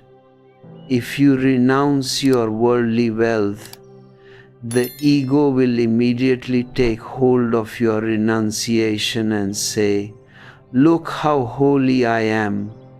I have kicked away millions, while ordinary people are still wallowing in greed." If you spend hours sitting in meditation, the ego will look at others who are sleeping and say, "Look at these unconscious fools. I am an advanced spiritual seeker on the verge of enlightenment." In this way, your spirituality becomes nothing but a new marketplace, a sophisticated extension of the exact same worldly ambition you claimed to have left behind. True solitude requires the total collapse of this spiritual ambition. You must realize that meditation is not a goal to be achieved in the future, not a medal to be won through strenuous effort, and not a state of perfection that will make you superior to your fellow human beings. Meditation is the simple, total relaxation into the reality of what is right here and now. It is the absolute cessation of all striving, the complete surrender of the desire to be anyone other than who you are in this immediate moment. You drop the project of self-improvement and you accept yourself with unconditional love, acknowledging your limitations, your fears, your shadows, and your light as integral parts of the magnificent cosmic tapestry. This total acceptance is the real meaning of falling into the cave of the heart. It is exactly like a dry, yellow leaf falling gracefully from a tall tree on a quiet autumn afternoon. The leaf does not fight against the breeze, it does not try to hold on to the branch, and it does not make any calculations about where it is going to land. It simply releases its hold and floats downward in absolute relaxation, completely trusting the gravity of the earth. If the wind carries it to the right, it goes to the right. If the wind carries it to the left, it goes to the left. When it finally touches the ground, it rests in perfect peace, ready to dissolve back into the soil and become nourishment for the roots of the tree. Your spiritual journey must assume this exact quality of effortless surrender. You have spent your entire life fighting, straining, and trying to force reality to match your desires, and it has left you deeply fractured, exhausted, and in constant danger of psychological collapse. Now, let the fighting come to a complete end. Realize that the universe is not an enemy you have to conquer, but a loving home that has given birth to your existence. You are supported by the same energy that moves the stars, the same intelligence that directs the seasons, and the same love that makes the flowers bloom. Trust this energy completely. Drop your oars and let the river of life carry you to its own destination, knowing that the river is already flowing toward the absolute ocean of ultimate freedom. As you sit in this relaxed surrender, look deeply into the nature of the space that is left behind when all your mental noise quietens down. You will find that this space is entirely empty of content, yet it is profoundly alive, vibrant with a subtle, wordless presence. This is the space of Kaivalya, the pristine state of absolute aloneness, where the boundary between the looker and the looked at disappears entirely. You are no longer an observer standing outside of reality. You have become the very fabric of existence itself. You see that the vast sky outside your window is the exact same sky that resides within your chest, and the light that shines in the furthest stars is the very same consciousness that is illuminating your thoughts in this quiet room. This realization is the ultimate antidote to all human sorrow. Sorrow exists only as long as you believe you are separate from the source of life. The moment that separation dissolves, the moment you realize that you are an integral, immortal part of the cosmic whole, all your fears are instantly transformed into a beautiful, unshakable song of gratitude. You see that your life is a magnificent, short celebration, a unique dance that the divine is performing through your specific form. You do not ask for any guarantees. You do not look for any permanent security, and you do not worry about what will happen when the dance comes to an end. You simply give yourself completely to the current moment, dancing your dance with absolute totality, laughing your laughter with unrestricted joy, and allowing the richness of your solitude to illuminate every corner of your daily existence. This internal illumination is not a static state of perfection you reach once and for all. It is a dynamic, continuous unfolding that expands with each breath you take. It is a constant retraining of your consciousness to remain centered in the midst of the world's chaos, to find the silent point of the turning wheel when everything around you is spinning out of control. When you walk back into the crowded marketplace after sitting in the quiet sanctuary of your heart, you do not lose the fragrance of your solitude. You carry that silence within you like a hidden, golden treasure, an internal shield that protects you from the negative vibrations and anxieties of the crowd. You look at the frantic movements of the people around you, not with judgment or superiority, but with a deep, boundless compassion, recognizing that their neurotic behavior is nothing but a desperate, unconscious cry for the exact same peace you have found within yourself. You become a healing presence in the world, a cool oasis in the middle of a scorching desert. People will feel a strange, unexplainable comfort simply by being near you, by looking into your calm eyes, or by sitting in the aura of your relaxed stillness. They will not know what has happened to you.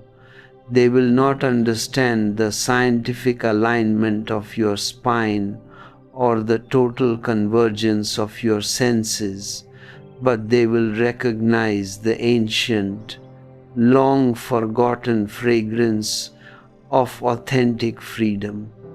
Your very existence becomes an invitation for them to look within, a gentle reminder that the happiness they are chasing across the horizontal world is waiting for them in the quiet depth of their own internal solitude. Live your life from this supreme center of aloneness. Do not allow your habits, your conditionings, or the constant demands of society to pull you back into the dangerous sleep of the crowd. Remember that you are a unique, irreplaceable miracle of nature, an original expression of the divine intelligence that can never be repeated. Treat your time on this earth with the absolute reverence it deserves, refusing to waste your energy on cheap distractions, empty compromises, and mechanical interactions. Settle deeply into the comfortable posture of your own being. Let your senses converge onto the silent reality of the present moment, and allow the fire of your pure awareness to burn away every remaining illusion until only the deathless, radiant truth of who you are is left standing under the blue sky. This is the ultimate fulfillment of the human journey, the great flight of the alone to the alone that the ancient seers sang of with tears of absolute joy. It is a path that requires immense courage, a total willingness to risk your fragile ego and step into the terrifying expanse of your own internal emptiness. But I tell you, on the other side of that emptiness lies the only wealth that is truly worth possessing, the boundless, unshakable richness of an authentic, liberated soul. Walk this path with a light heart, laughing at your own mistakes, celebrating each small step of your awakening, and completely trusting that the universe will always provide the vision and the strength you need to return home to your own divine nature. The silence that is descending over your consciousness in this immediate moment is not an accident. It is the natural response of your soul to the eternal truth of these words. Do not let this silence be a temporary experience that vanishes the moment you open your eyes or move from your seat. Protect it like a delicate flame. Nourish it with continuous awareness throughout your daily activities, and let it grow until it becomes the very foundation of your existence. You are not a frightened drop of water waiting to be destroyed by the sun. You are the vast, magnificent ocean itself, temporarily playing the role of a drop for the sheer joy of the dance. Wake up to this truth. Accept the grand richness of your solitude, and step forever out of the danger of the unconscious crowd into the absolute light of your own immortal freedom. This cosmic playground is filled with the reflections of your own unrecognized divinity, yet you mistake the reflection for the source and spend lifetimes chasing ghosts across the hall of mirrors. Maya is nothing but this self-inflicted hypnosis, a deep psychological sleep where you continuously project your desires onto the blank canvas of existence and then weep when the projections inevitably dissolve. To break this spell, you do not need to fight the world or torture your flesh. You simply need to bring the sharp, unblinking focus of your awareness to the immediate present. When you look at an illusion with total, uncluttered clarity, the illusion simply ceases to be. It does not leave a scar. It does not require an explanation. It simply vanishes because it never had an authentic reality of its own. Look at the immense absurdity of your human situation. You are like a king who has fallen asleep and is dreaming that he is a beggar wandering the streets, crying for a crust of bread. While you are in the dream, the hunger feels terribly real, the cold feels intensely sharp, and the cruelty of the people you meet fills your heart with deep agony. You can try to improve your condition within the dream. You can beg more efficiently. You can find a more comfortable corner of the street to sleep in, or you can dream that someone gives you a small treasure. But none of these adjustments will solve your fundamental problem. You will remain a beggar within the parameters of your dream. The only true solution, the only radical revolution, is to wake up. The moment you open your eyes, the beggar disappears, the hunger vanishes, the cold loses its grip, and you find yourself sitting safely on your magnificent throne, realizing that you were never for a single second separate from your royal nature. This awakening is the ultimate essence of the science of the truth, which the ancient sages called Brahma Vidya. It is a knowledge that cannot be taught through words or captured within the cold pages of a book. The scriptures can only give you information about the truth. They can describe the path. They can talk about the experiences of those who have arrived, but they cannot give you the direct, living taste of reality. Information is cheap.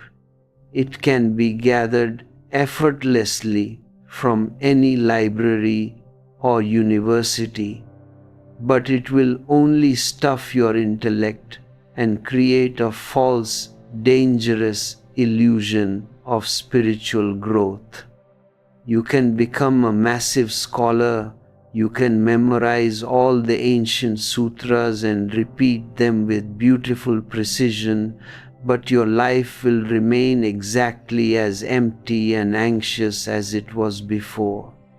Your knowledge will simply be a magnificent, decorated cage that hides the deep poverty of your soul. To know the truth, you must be willing to step out of the realm of words and enter the wordless space of direct experiencing. This is why a true master is completely different from a teacher or a priest. A teacher gives you information. He fills your mind with new concepts, and he helps you to understand the theories of others. A priest gives you belief. He provides you with a set of dogmas to repeat and a ritualized system of comfort to soothe your anxieties. Both the teacher and the priest are agents of your psychological sleep. They make your prison cell look more beautiful and intellectually satisfying. But a true master does not give you anything. He is not a giver. He is a destroyer. He looks at your beautifully decorated cage, and his only desire is to burn it to the ground. He strips you of your comforting beliefs. He shatters your intellectual certainties, and he leaves you standing completely naked and trembling before the terrifying immensity of your own existential solitude. Approach a master not to find a shelter from the storm, but to let the storm destroy everything within you that is false, borrowed, and illusory. The Master is a mirror that shows you your original face, the face you possessed before you were even born into this physical body. When you look into that mirror, you will initially feel a profound sense of panic, because you will see that the identity you have spent your entire life building, your ego, your personality, your achievements, is completely empty, a mere shadow without any substance. If you run away from that panic, you will miss the greatest opportunity of your life. But if you have the immense trust to stand your ground, if you can look into the mirror with absolute humbleness and allow your false identity to collapse, a miraculous shift takes place. You find that behind the emptiness of the ego lies the boundless, radiant plenitude of pure consciousness. This consciousness is completely independent of the three bodies that make up your physical and psychological structure. The first body is the physical shell, the gross material body that is born from the earth, nourished by food, and eventually returns to the dust. Most human beings live their entire lives under the absolute hypnosis that they are nothing but this physical shell. They spend all their time and energy decorating it, feeding its desires, protecting it from decay, and weeping as the lines of age inevitably map themselves across its surface. But you are not this body. The body is merely a house you are living in for a brief moment, a beautifully complex biological vehicle that allows you to experience the physical dimension of reality. To mistake the vehicle for the driver is the root of all human ignorance. Deep beneath the physical shell lies your second body, the subtle or astral body, which is the seat of your mind, your emotions, your desires, and your imagination. This subtle body is infinitely more fluid and expansive than the physical one. It is the realm where your dreams are manufactured, where your hidden passions vibrate, and where your thoughts create a continuous internal landscape of heaven and hell. When you close your eyes and feel your internal presence, it is this subtle body that you are interacting with. But you are not this subtle body either. The mind is just an accumulation of past impressions, a biological computer that records your experiences and uses them to project your future.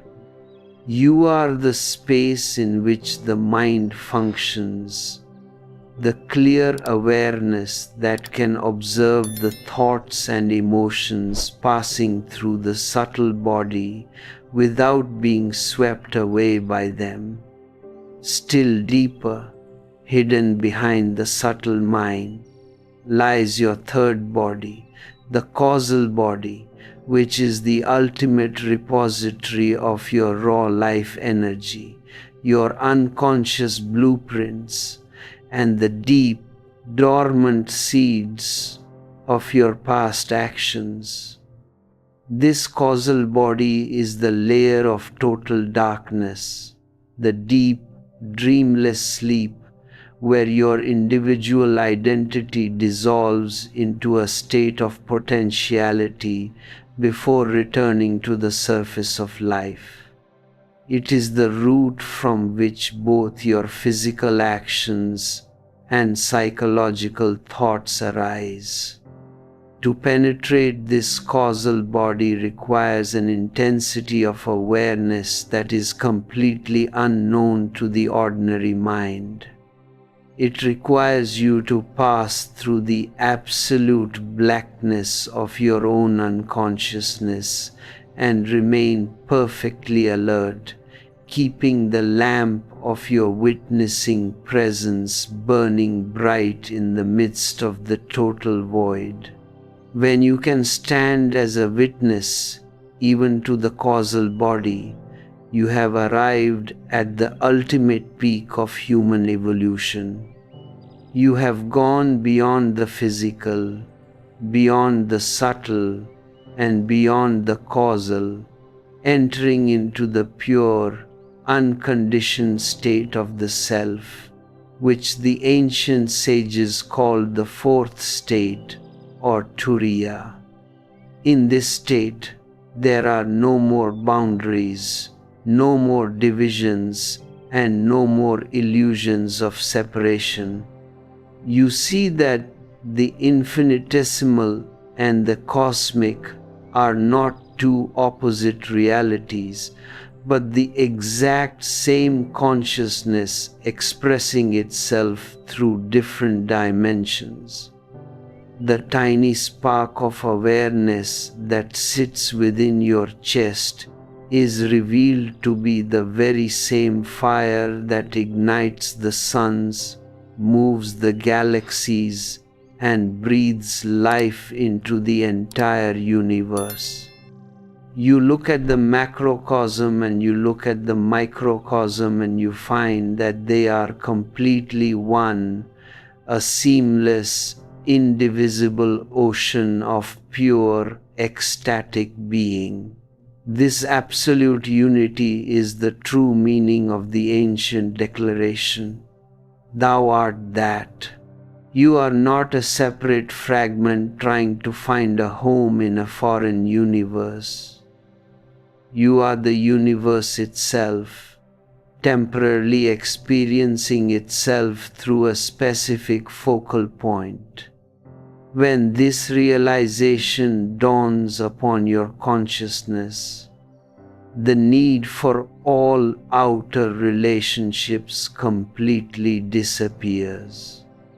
You do not look to another human being to give you a sense of value or to protect you from loneliness, because you see that the entire cosmos is already deeply intertwined with your existence. The trees are your brothers, the clouds are your companions, the rivers flow through your veins, and the stars shine with the exact same light that illuminates your soul. You enter into a state of absolute, self-contained richness, a grand solitude that is completely independent of the changing currents of the horizontal world. To live in this realization is to live the effortless life, the life of natural spontaneity, which the mystics called Sahaj.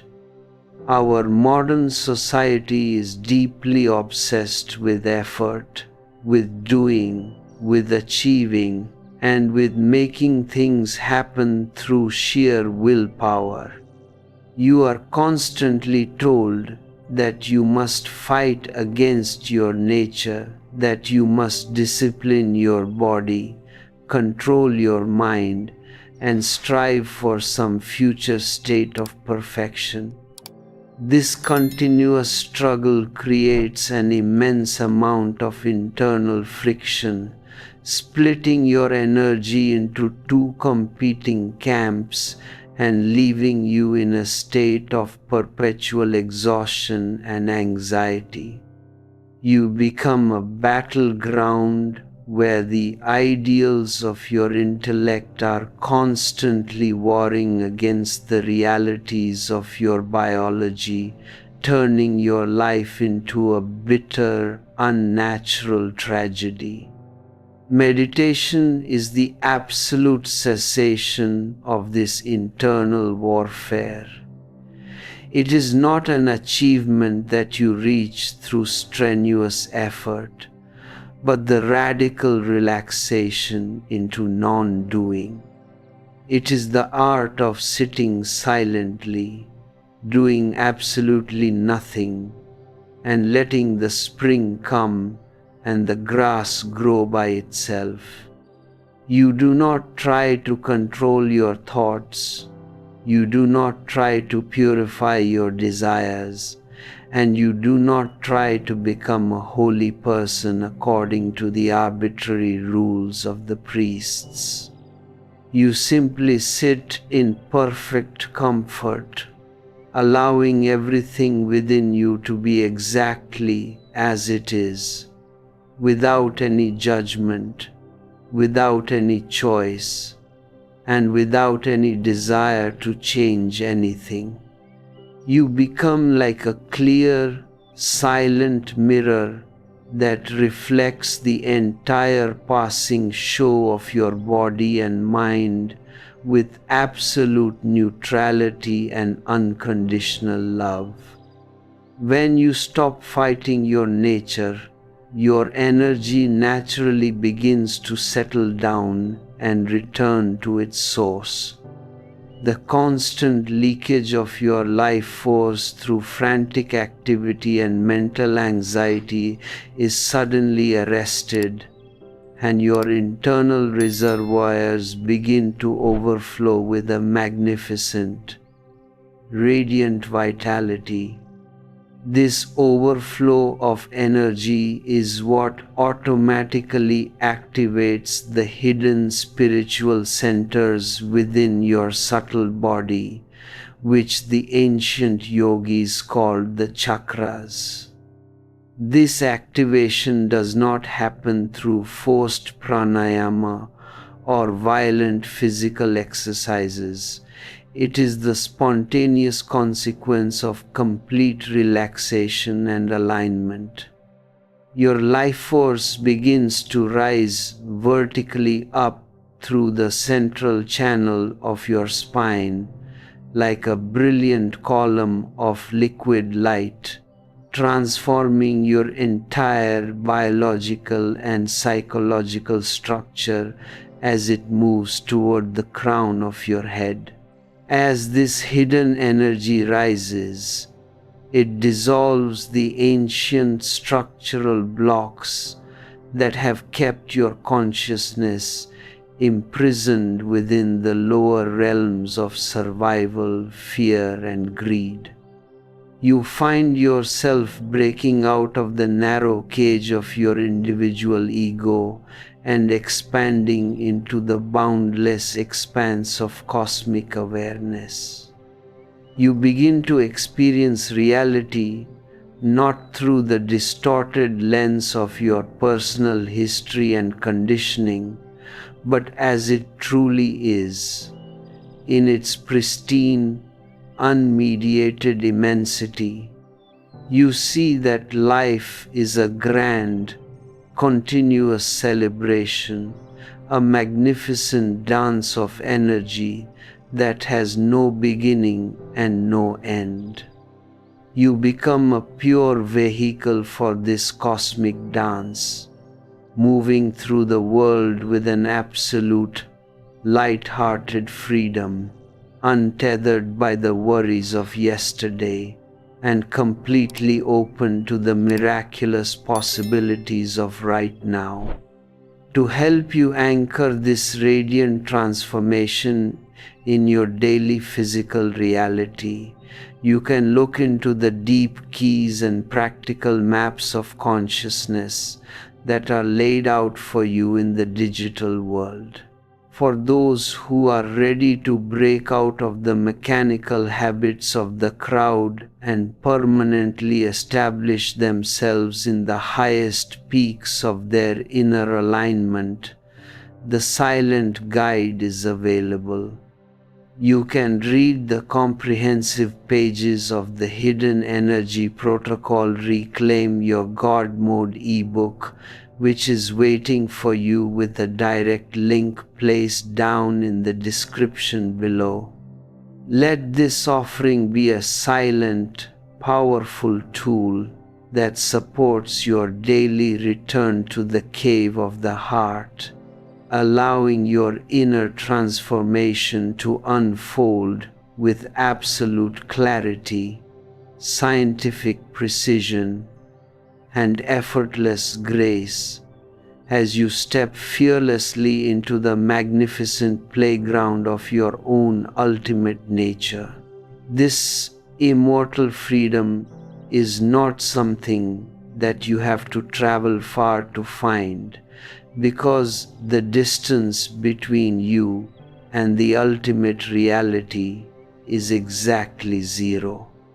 It is your very blood, your very breath, the very core of your existence. You have never left your home. You have only fallen asleep in the front yard and started dreaming that you are a lost exile wandering through a dangerous and alien land. All your frantic efforts to find the truth, all your complex spiritual practices, and all your systematic disciplines are nothing but the movements of a sleeping person trying to adjust his pillow within the dream. You do not need a new path to walk upon, because every path implies a distance, every path implies a projection into the future, and every path keeps you trapped in the horizontal dimension of time. You simply need to stop, to cease all internal movement, and to allow the frantic machinery of your mind to run out of fuel. In that absolute cessation of effort, you find that the home you were looking for has been welcoming you all along, waiting silently beneath the heavy noise of your ambitions. The great danger of the human mind is its absolute intolerance for emptiness. The moment your life becomes quiet, the moment the constant pressure of your daily obligations drops away, an immense panic begins to bubble up from your unconscious layers. You feel as if you are losing your grip on reality, as if you are dissolving into a meaningless void where nothing is solid and nothing is certain. To protect yourself from this terrifying experience of nothingness, you instantly reach out for a distraction. You pick up a phone, you turn on a machine, you search for a companion, or you begin to plan your next project. You are willing to engage in any foolishness, to listen to any mindless gossip, and to waste your life energy on completely trivial tasks, just to avoid being left alone with the silent presence of your own being. You behave like a madman who keeps filling his house with heaps of useless rubbish, simply because he cannot bear the sight of an empty room.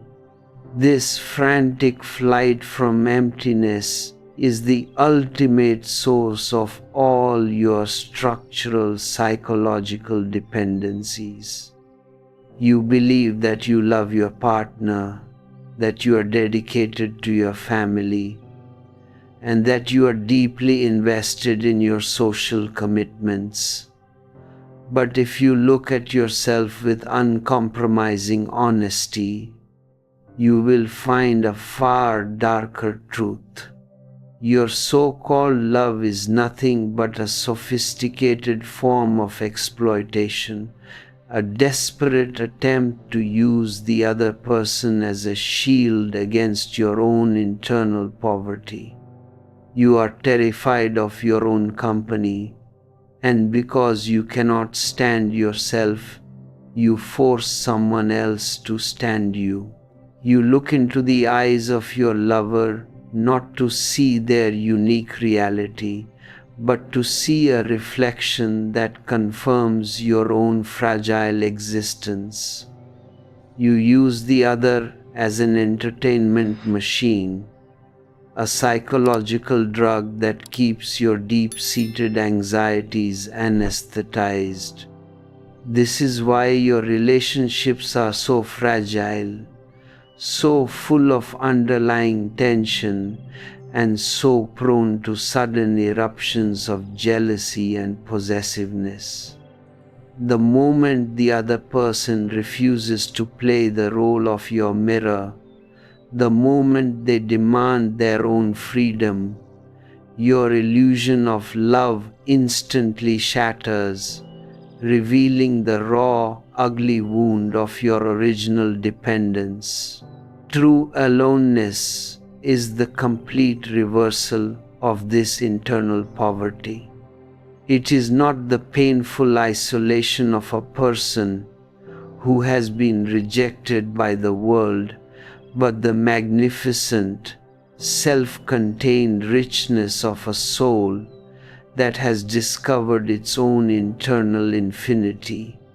The solitary person is not lonely because his inner house is completely filled with the radiant presence of his own consciousness.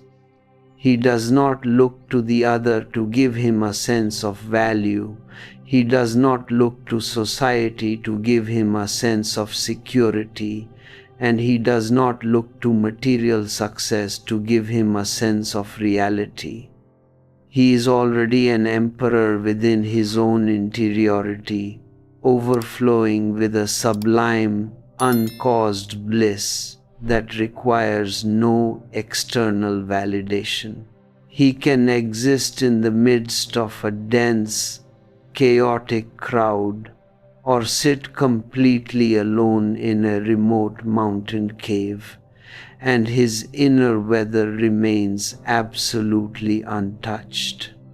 He loves the world, but he does not depend on the world. He shares his joy with others, but his joy is never held hostage by their shifting opinions. To step into this state of absolute richness, you must first confront the radical illusion of psychological time. Your mind is a time manufacturing mechanism that can only function in the dead world of the past or the imaginary world of the future. The mind feeds on memory and anticipation. It builds massive structures out of what has been and what might be. But existence knows absolutely nothing of this linear time. The present moment is the only reality that has ever existed, the only space where life is happening, vibrating, and renewing itself with every single breath. The past is nothing but a collection of dead footprints left in your memory, and the future is an unformed shadow projected by your hidden desires. Yet, you spend your entire life running back and forth between these two non-existent realms, completely missing the magnificent, unrepeatable miracle of the immediate now. You treat the present moment as a mere corridor, a sacrifice you must make for the sake of a better tomorrow, completely blind to the fact that tomorrow never actually arrives. When you sit in the comfortable posture of meditation, held perfectly erect and aligned with the gravity of the earth. You are actively choosing to step out of this horizontal stream of time. You are refusing to run anymore. You let your memories rest in their graves, and you let your future plans dissolve back into the void out of which they were born. You bring the entire focus of your life force to a single vertical point of absolute presence. You become like an ancient tree whose roots penetrate deep into the silent earth and whose branches reach up toward the endless sky, perfectly anchored in the immediate reality of what is. You do not judge, you do not evaluate, you do not compare. You simply open the doors of your awareness and allow the immediate universe to flow through your being. You hear the wind rustling through the leaves. You feel the cool air entering your nostrils, and you watch the subtle movements of your physical heart with the cool, dispassionate gaze of a true witness. This practice of witnessing is the absolute core of all authentic spiritual transformation. Witnessing is not an aggressive, analytical function of the intellect. It is the natural, relaxed clarity of a mind that has ceased to choose. Normally, you are completely identified with every thought, every emotion, and every psychological wave that passes through your consciousness. If an angry thought arises, you instantly become angry. You let the fire of that anger consume your nervous system and dictate your actions. If a sad thought arises, you immediately drop into a state of deep dejection, wrapping yourself in the dark blanket of depression. You live as a continuous reaction to your own internal conditioning, a helpless victim of whatever clouds happen to drift across the sky of your brain. Witnessing means to discover that you are the sky, not the clouds. It means to sit quietly on the absolute boundary of your mind and simply watch the thoughts pass by without jumping onto them, without fighting them, and without trying to alter their course in any way. If a thought of greed arises, you look at it with absolute neutrality, noting within your awareness that a cloud of greed is currently passing through the mind. You do not condemn yourself for the greed.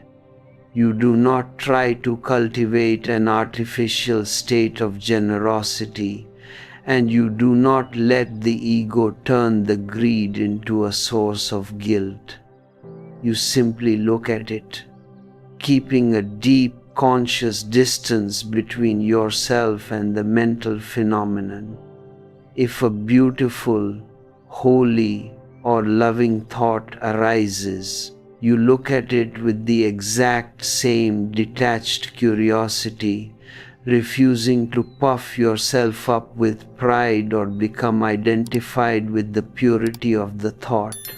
You remain an unshakable mirror, reflecting everything with perfect precision, but retaining absolutely nothing. As you deepen this relaxed alertness, a beautiful scientific law begins to manifest within your interiority. Any mental phenomenon that is looked at with total, undivided witnessing presence instantly begins to lose its vitality. Thoughts can only survive if you feed them with your identification, your judgment, and your emotional energy. The moment you withdraw your cooperation and look at them with the cool gaze of a witness, the thoughts begin to slow down, their structural grip loosens, and they drop away like dry leaves falling into a silent well. As the frantic movement of your thoughts slows down, the spaces between the thoughts begin to grow wider and more profound. It is in these sacred intervals of pure, uncluttered silence that you encounter your true self-nature. You realize that you are not the machine of your mind, you are not the collection of your memories, and you are not the personality that you have displayed to the world for the sake of social respectability. You are the pristine, boundless awareness in which the entire universe is born, reflected, and dissolved. You find that the boundaries you were so terrified of losing were nothing but artificial lines drawn in the sand by your own ignorance. Your consciousness expands to include the entire cosmos. You feel the rhythm of the stars vibrating within your blood. You feel the vastness of the sky opening up within your chest, and you see that the light illuminating your innermost soul is the exact same light that shines in the furthest galaxies. Society is deeply terrified of an individual who has crossed this threshold into authentic aloneness. Society is a massive mechanical conditioning mechanism that requires absolute predictability and total conformity to function smoothly. It wants you to remain a fragmented, anxious, and dependent component that can easily be manipulated through fear and the promise of security.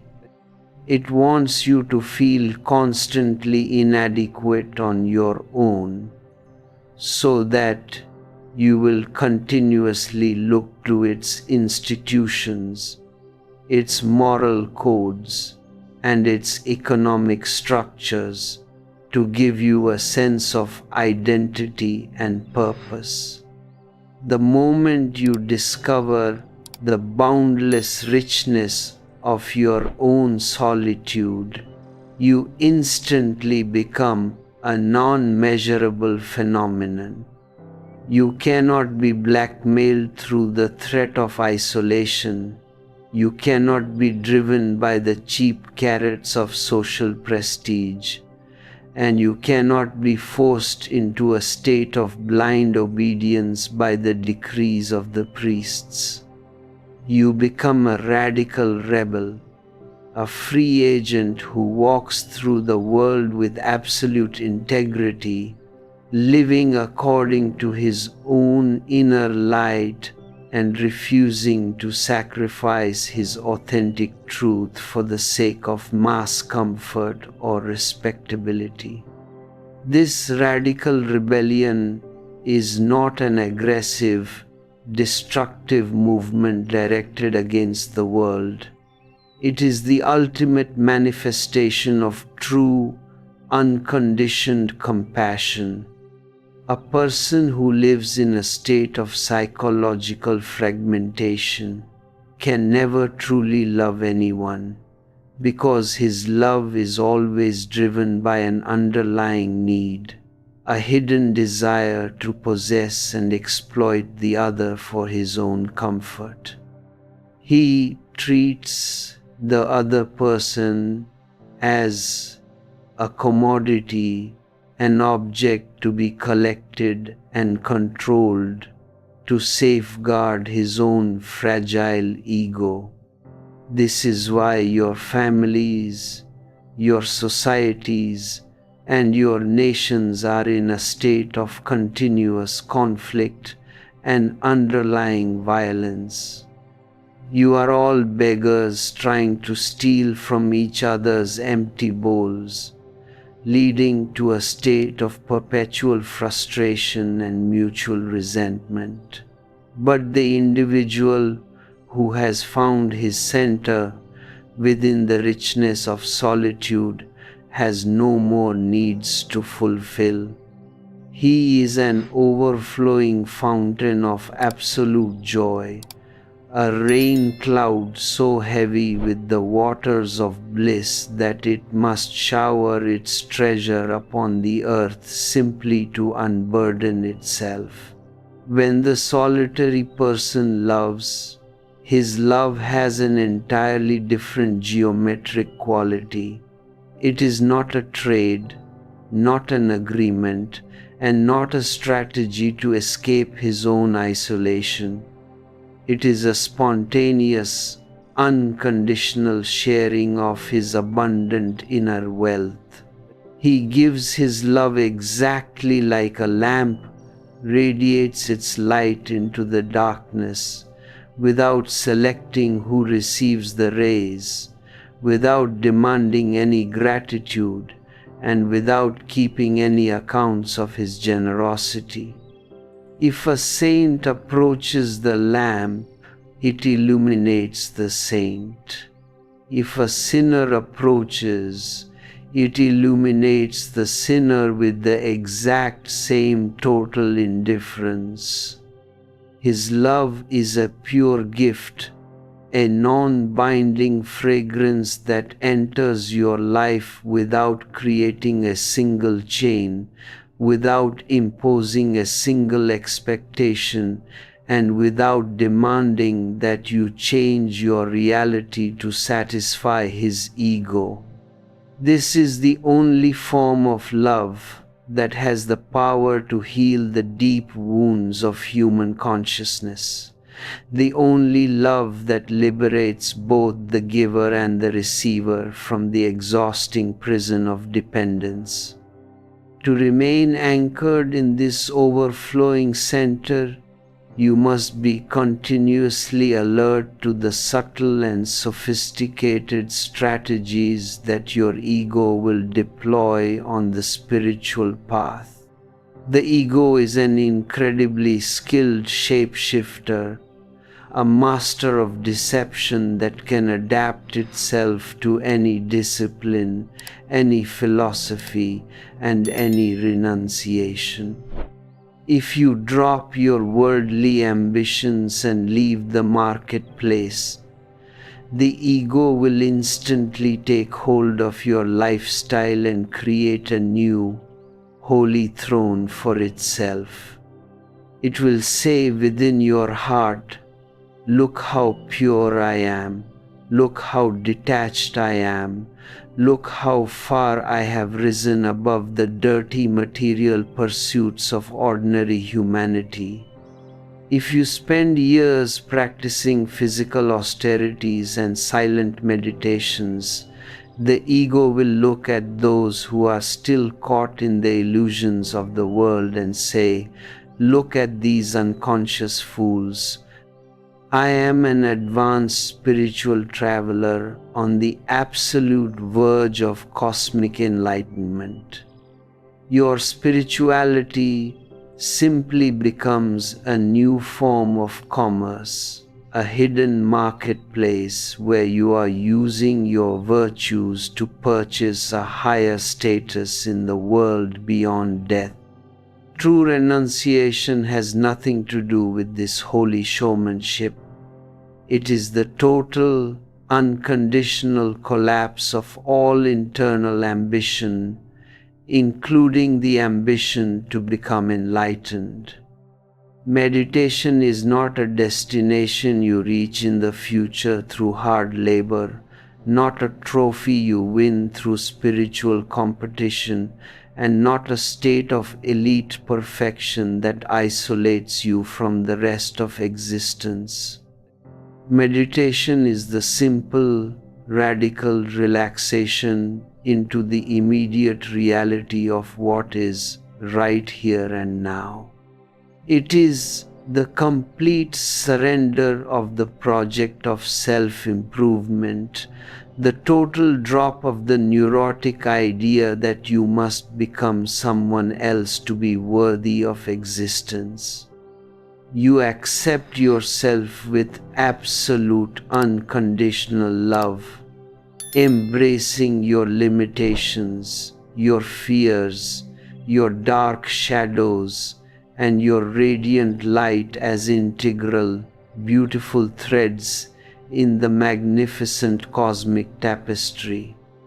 You stop fighting yourself, you stop straining against the current of life, and you sit down in perfect ease on the bank of the river.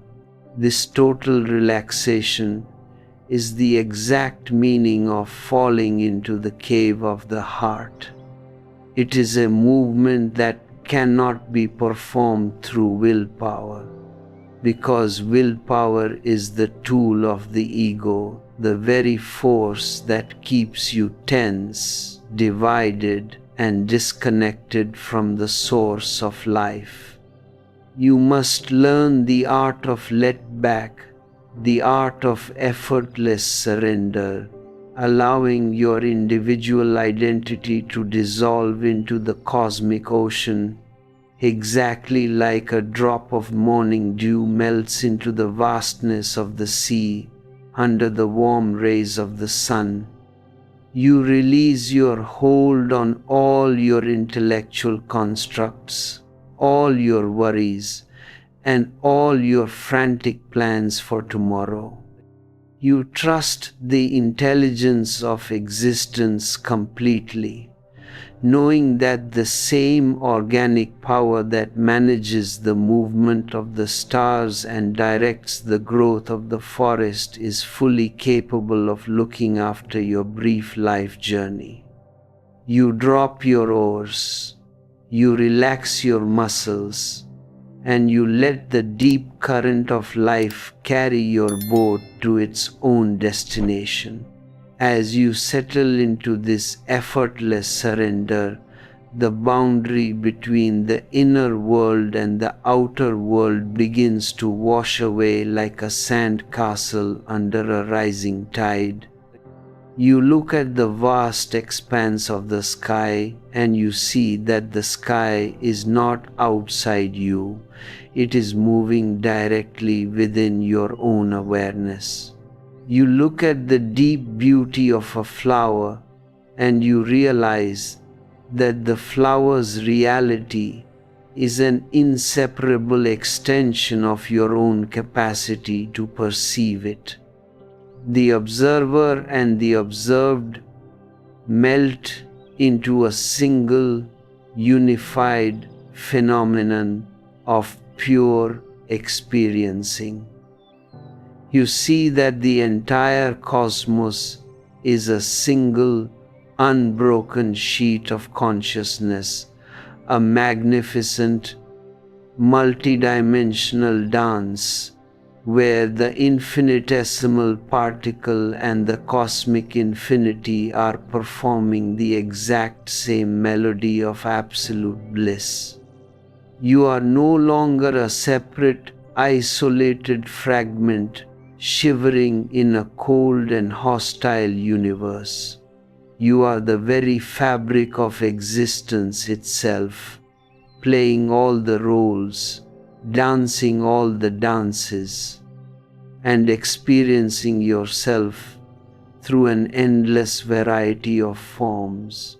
This direct realization of your cosmic oneness is the absolute end of all human sorrow and suffering. Suffering can only exist as long as there is an illusion of separation, a fragile eye that is continuously trying to protect itself from the vastness of the other.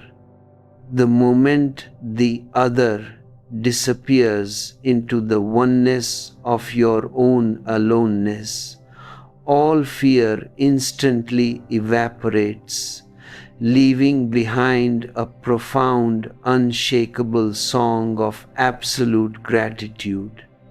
You see that your physical birth and death are nothing but minor ripples on the surface of your eternal being, temporary shifts of form that do not alter the pristine purity of your consciousness in the slightest. You live your life as a grand, joyful play, a short and beautiful celebration that requires no future justification, no external security, and no permanent guarantees. You give yourself completely to the immediate dance, allowing the deep richness of your solitude to illuminate every single action of your daily existence. When you walk back into the crowded marketplace after sitting in the quiet sanctuary of your heart, you do not leave your solitude behind. You carry that deep silence within your interiority like a precious hidden light, an internal anchor that keeps you perfectly steady in the midst of the world's storms. You do not look at the frantic, aggressive movements of the people around you with a sense of moral superiority or intellectual judgment. You look at them with a boundless, tearful compassion, recognizing that their neurotic behavior, their greed, and their endless running are nothing but a desperate, unconscious cry for the exact same internal peace that you have found within your own being. You see that they are kings who have merely forgotten their royalty, sleepwalkers who are trapped in a dark and painful nightmare of their own making.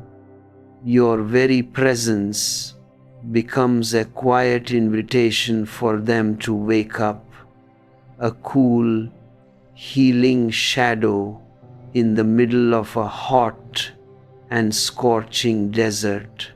Live your life from this supreme center of unshakable aloneness.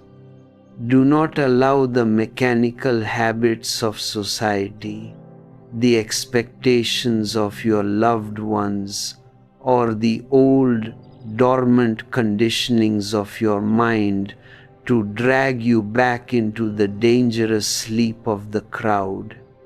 Realize that your existence is an absolute, unrepeatable miracle, a unique and original song that the divine intelligence wants to sing through your specific voice. Treat every single moment of your time on this earth with the ultimate reverence it deserves, refusing to waste your life force on cheap political games, trivial distractions, and superficial interactions. Settle deeply into the comfortable posture of your own authentic nature.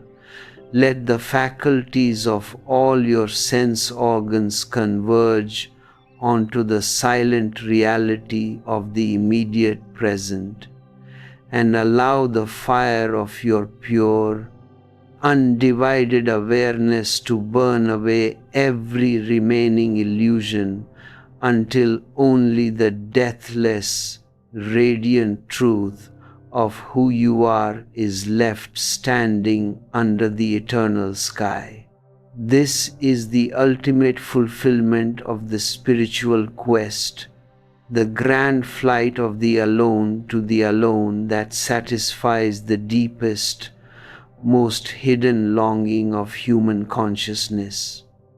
It is a path that demands absolute courage, a total readiness to risk your fragile ego and step into the terrifying expanse of your own inner emptiness.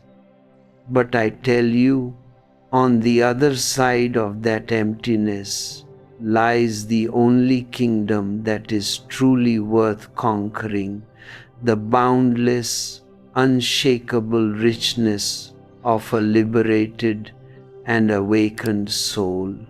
Move through your days with a light heart, laughing at your own foolish mistakes, celebrating every small step of your inner unfolding, and completely trusting that the universe will always provide the vision, the strength, and the grace you need to return home to your own divine nature. The silence that is currently expanding within your consciousness as you absorb these words is your true home. Protected from the noise of the world, carry it gently within your heart through all your daily activities, and let it grow until it becomes the very atmosphere in which you live and breathe. You are not a small, frightened drop of water waiting to be destroyed by the heat of the world. You are the vast, magnificent ocean itself, temporarily playing the role of a drop for the sheer, ecstatic joy of the cosmic play. Settle into this magnificent truth. Embrace the absolute richness of your solitude and step forever out of the danger of the unconscious crowd into the radiant, immortal light of your own ultimate freedom. This magnificent awakening cannot be sustained if you treat it as a temporary achievement, because any state that has a beginning will inevitably have an end. You must realize that your true nature is not a destination you reach after a long and exhausting journey, but the very ground upon which you are standing right now. The illusion of distance exists only because your mind is continuously projecting its desires into the future, creating a false separation between the seeker and the sought. I tell you, there is no distance to be traveled, no river to be crossed, and no mountain to be climbed. You are already that which you are searching for, and your frantic efforts to find the truth are the very things that prevent you from experiencing it. It is exactly like a man who is running around the world in search of his own head, completely oblivious to the fact that his head is already resting firmly upon his shoulders. The moment he stops running, the moment he becomes completely still and silent, the search automatically comes to an end, and he laughs at the immense absurdity of his own frantic behavior. This silence is not the mere absence of noise, because a forced and artificial quietness can easily be maintained through willpower and mental control. You can sit in a quiet room, close your eyes, and suppress your thoughts through sheer force of discipline, creating a temporary state of internal stillness. But that stillness is nothing but a layer of ice resting upon a boiling volcano. Underneath the surface, your suppressed desires, your anxieties, and your hidden passions are still vibrating with intense energy, waiting for the first opportunity to erupt. True silence is a natural happening, a spontaneous crystallization that takes place when the mind completely understands the absolute futility of its own projections. It is not something that you manufacture through effort. It is that which remains when all your efforts have been totally surrendered. It is a profound, unshakable peace that passes all human understanding, a pristine awareness that remains completely untouched by the changing currents of the world around you. Look at the deep mechanics of your mind and see how it continuously seeks out conflict and friction to maintain its fragile sense of identity. The ego cannot exist in a state of absolute peace. It requires an opponent, a problem to solve, a barrier to overcome, or an enemy to fight. If there is no conflict in your life, the ego begins to feel a profound sense of panic, because it sees that without friction, its structural boundaries will naturally dissolve into the vastness of existence.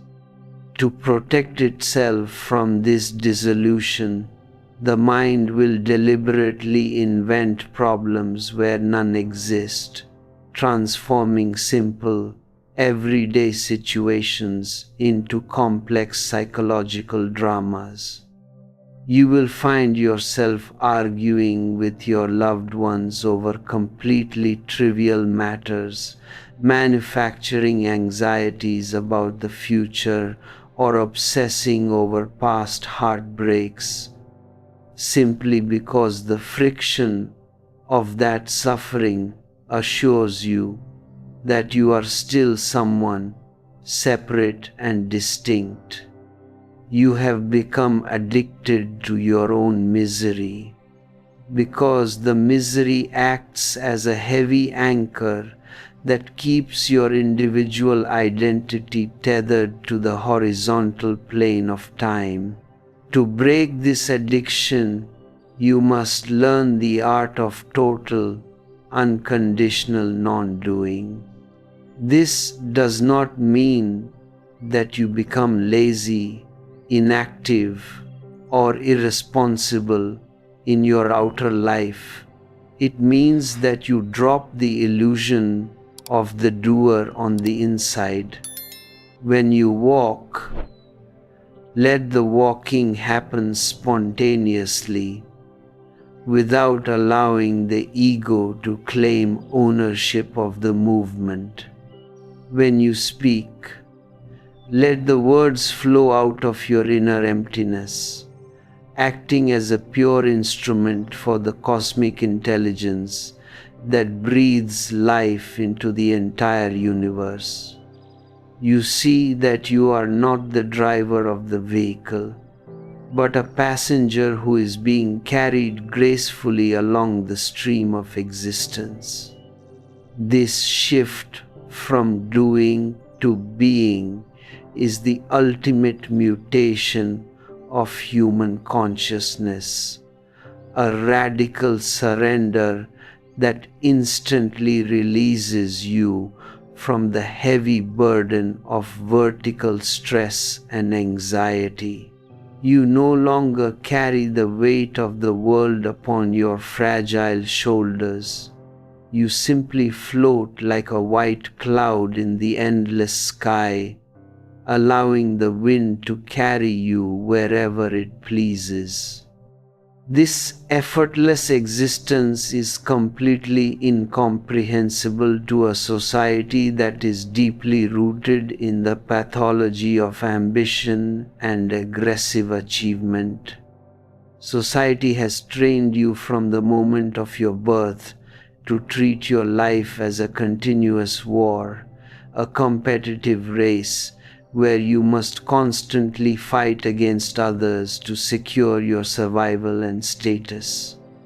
You are told that if you do not strive, if you do not accumulate, and if you do not become successful according to the arbitrary standards of the crowd, your life will be an absolute waste.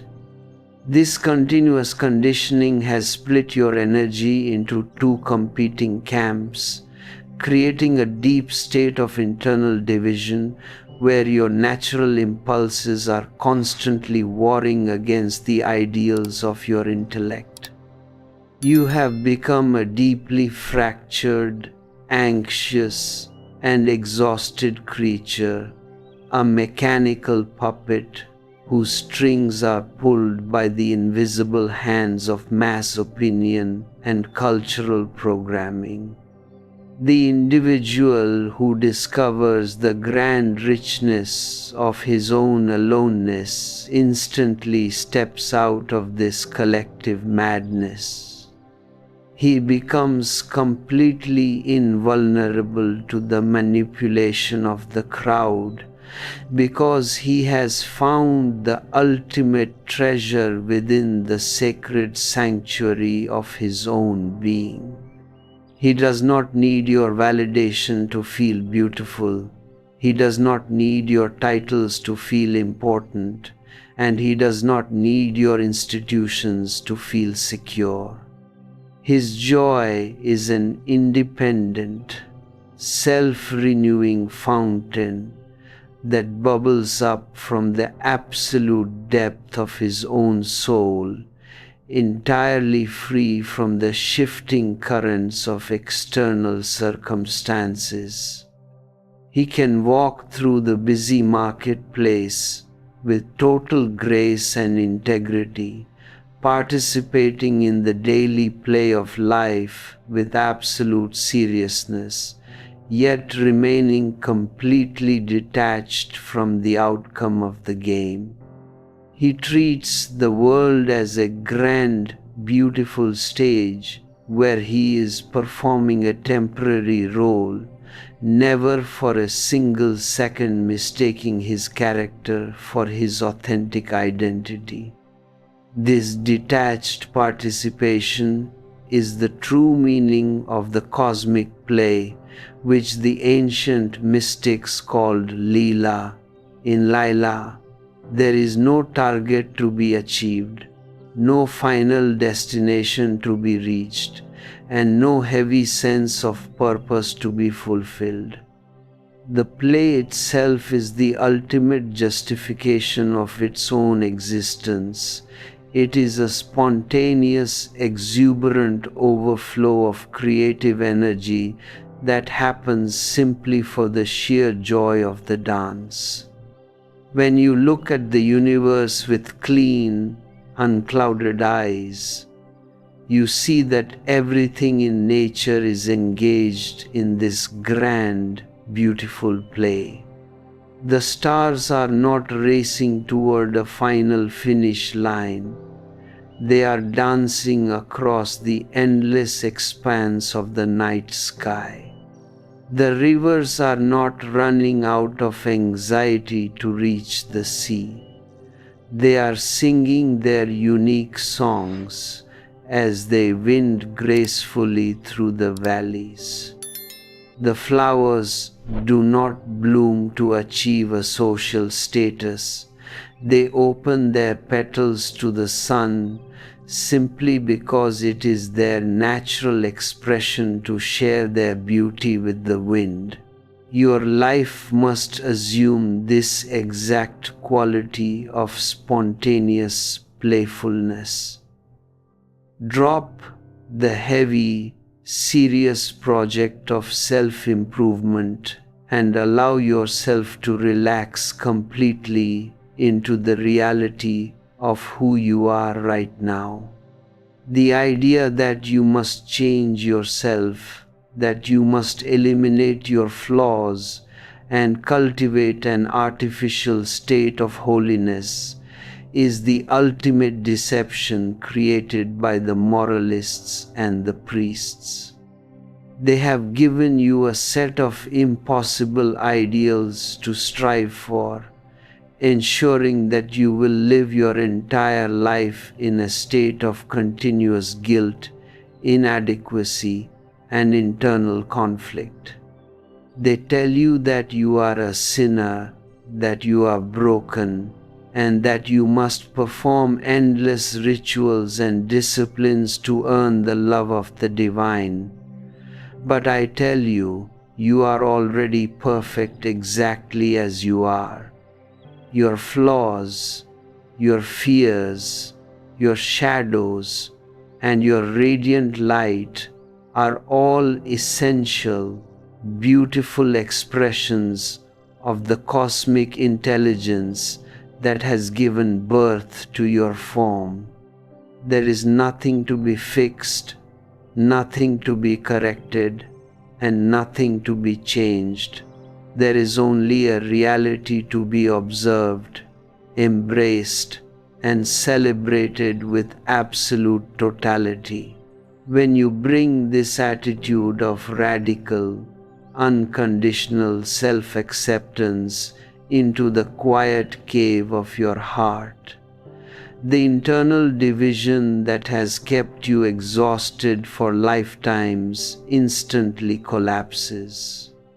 You find yourself perfectly unified, a seamless whole, where the energy naturally begins to flow inward and return to its original source. The constant leakage of your life force through mental chatter and emotional reactivity is suddenly arrested, and your internal reservoirs begin to overflow with a sublime, unshakable vitality.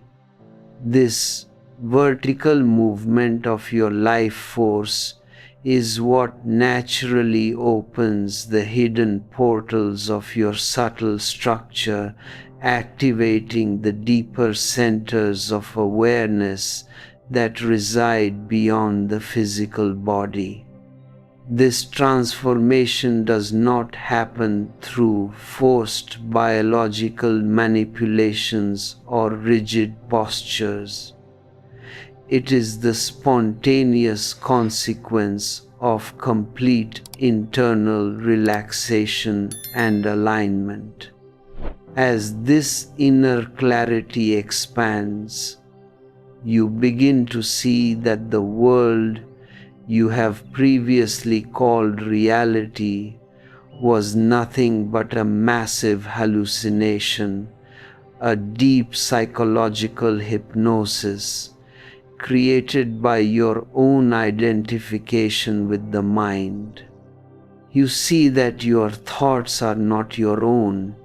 They are merely dead fragments of information, opinions, and conditionings that you have gathered from your parents, your teachers, and your society.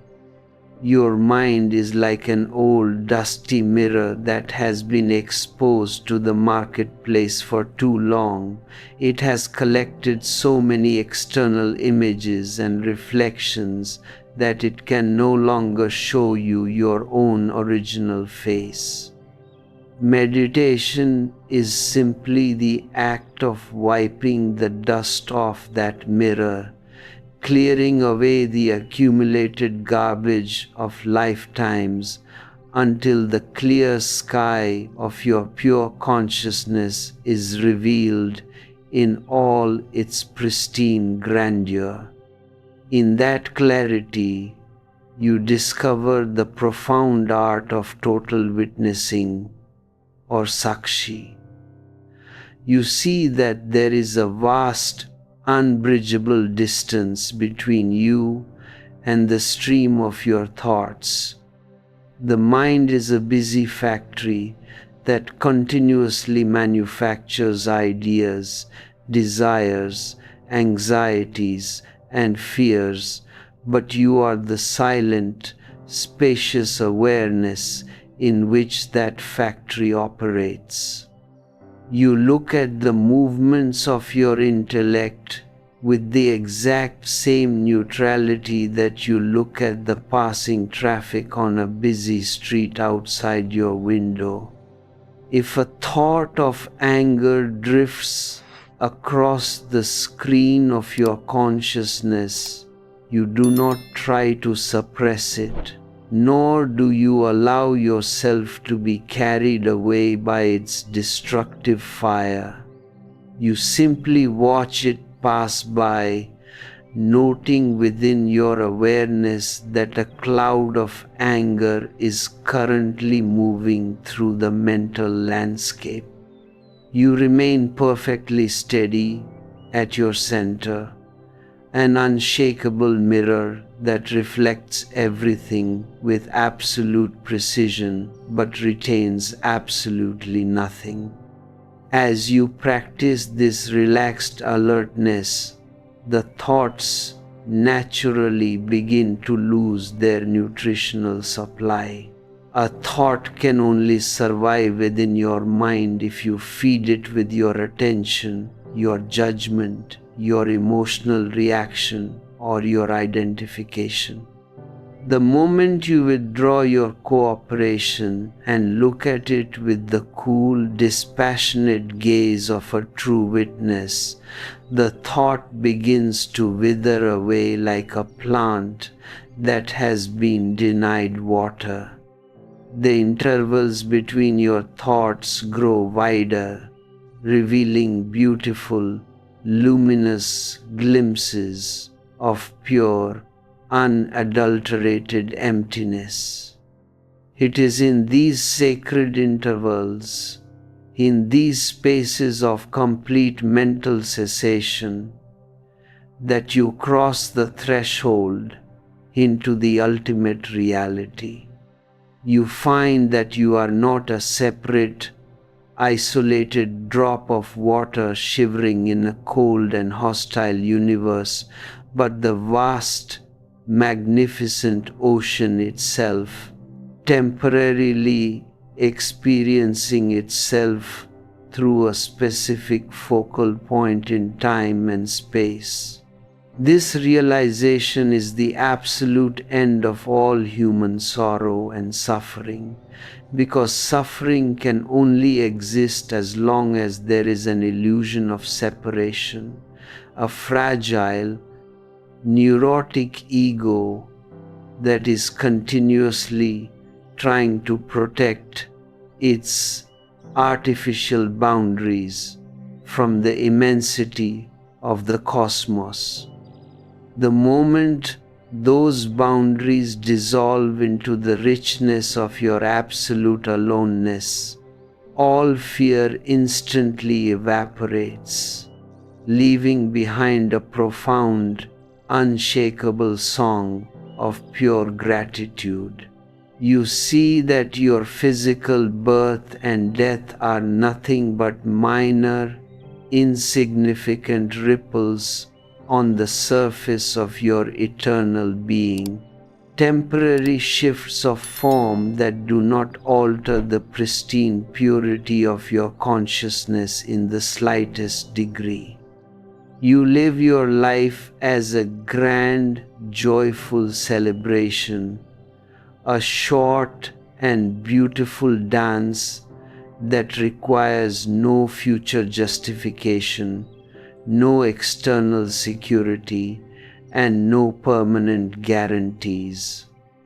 You give yourself completely to the immediate current of life, allowing the silence of your interiority to illuminate every single action of your daily existence. When you walk back into the crowded marketplace, after sitting in the quiet sanctuary of your heart, you do not lose the exquisite fragrance of your solitude. You carry that deep silence within you like a hidden golden treasure, an internal anchor that keeps you perfectly steady in the midst of the world's most chaotic storms. You look at the frantic, aggressive movements of the people around you not with moral judgment or intellectual superiority, but with a deep, boundless compassion, recognizing that their neurotic behavior, their greed, and their endless running are nothing but a desperate, unconscious cry for the exact same internal peace that you have found within your own being. You see that they are kings who have merely forgotten their royalty, sleepwalkers who are trapped in a dark and painful nightmare of their own making. Your very presence becomes a quiet invitation for them to wake up, a cool, healing shadow in the middle of a hot and scorching desert. Live your life from this supreme center of unshakable aloneness. Do not allow the mechanical habits of society, the expectations of your loved ones, or the old, dormant conditionings of your mind to drag you back into the dangerous sleep of the crowd. Realize that your existence is an absolute, unrepeatable miracle, a unique and original song that the divine intelligence wants to sing through your specific voice. Treat every single moment of your time on this earth with the ultimate reverence it deserves, refusing to waste your life force on cheap political games, trivial distractions, and superficial interactions. Settle deeply into the comfortable posture of your own authentic nature. Let the faculties of all your sense organs converge onto the silent reality of the immediate present, and allow the fire of your pure, undivided awareness to burn away every remaining illusion until only the deathless, radiant truth of who you are is left standing under the eternal sky. This is the ultimate fulfillment of the spiritual quest, the grand flight of the alone to the alone that satisfies the deepest, most hidden longing of human consciousness. It is a path that demands absolute courage, a total readiness to risk your fragile ego and step into the terrifying expanse of your own inner emptiness. But I tell you, on the other side of that emptiness lies the only kingdom that is truly worth conquering, the boundless, unshakable richness of a liberated and awakened soul.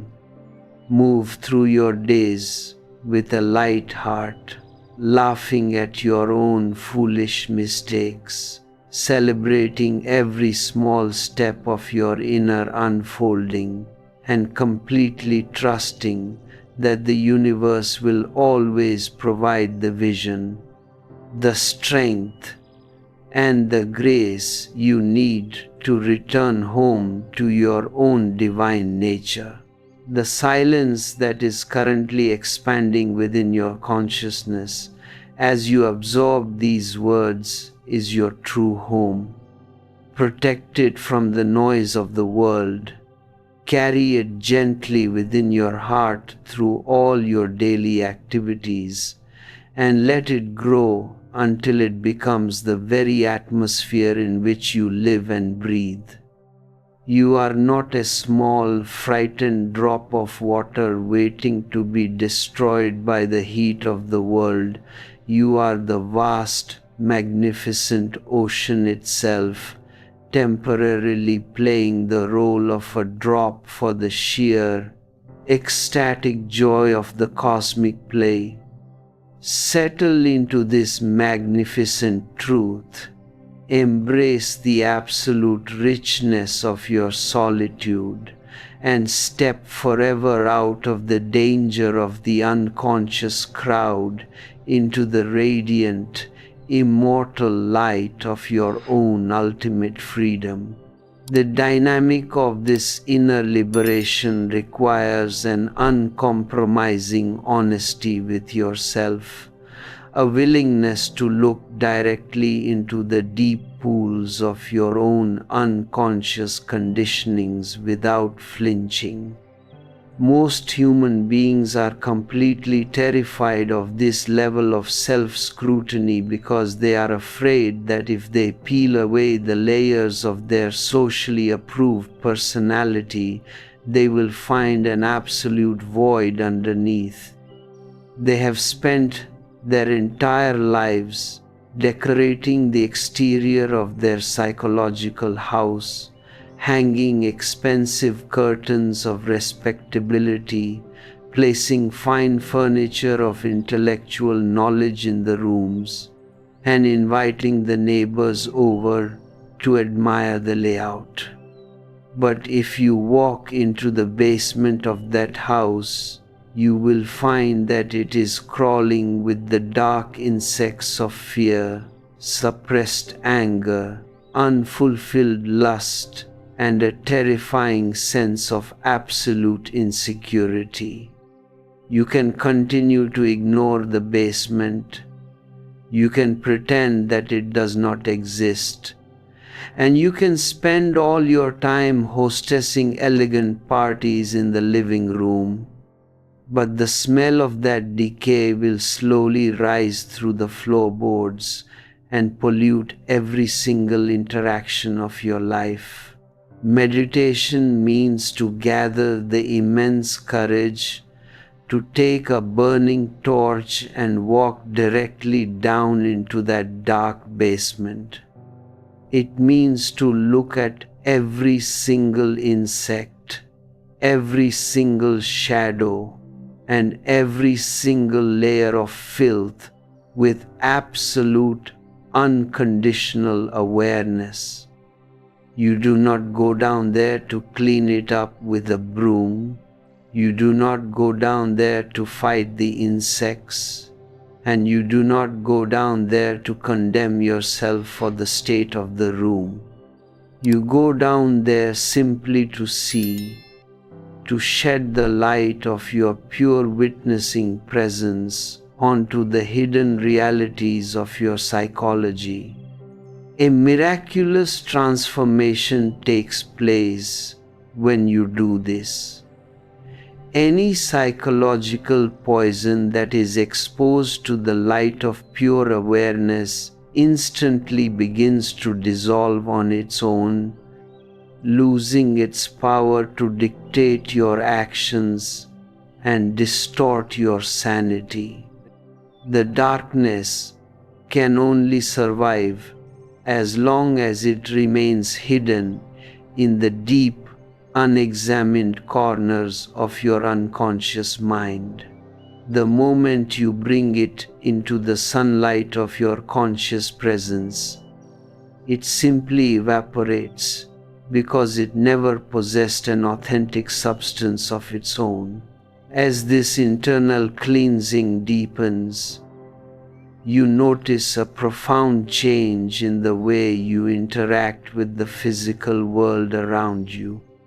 You no longer walk through life as a hungry beggar, desperately searching for something to fill your internal void. You walk through the world as an absolute emperor, completely centered in the richness of your own solitude and overflowing with a sublime, uncaused joy. You look at the beauty of nature, and you do not look at it with the desire to possess it, to control it, or to turn it into an object for your personal gratification. You simply look at it with deep, quiet reverence, allowing the majesty of the mountain, the grace of the river, and the scent of the flower to reflect across the clear mirror of your awareness without leaving a single trace of attachment behind. You become a true friend to existence, a silent blessing that moves through the world without causing a single ripple of friction or violence. Your relationships with other human beings also undergo a radical, geometric transformation. When you do not need the other person to protect you from your own loneliness, when you do not require their constant validation to feel beautiful, and when you do not look to them to give you a sense of security, you are finally capable of loving them for who they truly are. Your love is no longer a hidden contract, a subtle form of trade, or a desperate strategy to escape your own inner poverty. It becomes a completely spontaneous, unconditional sharing of your abundant inner wealth. You love simply because you cannot contain the joy that is bubbling up from the core of your being, giving your love exactly like a rain cloud pours its waters onto the thirsty earth. Without choosing who receives the shower and without asking for anything in return, you give the other person absolute freedom to expand into their own unique reality, because you see that true love is not about creating chains, but about dissolving every single barrier that keeps the human spirit imprisoned. This unconditioned love is the ultimate fragrance of an authentic sannyasin, an individual who has chosen to live his life in absolute alignment with his own inner truth. Sannyas is not an outer decoration.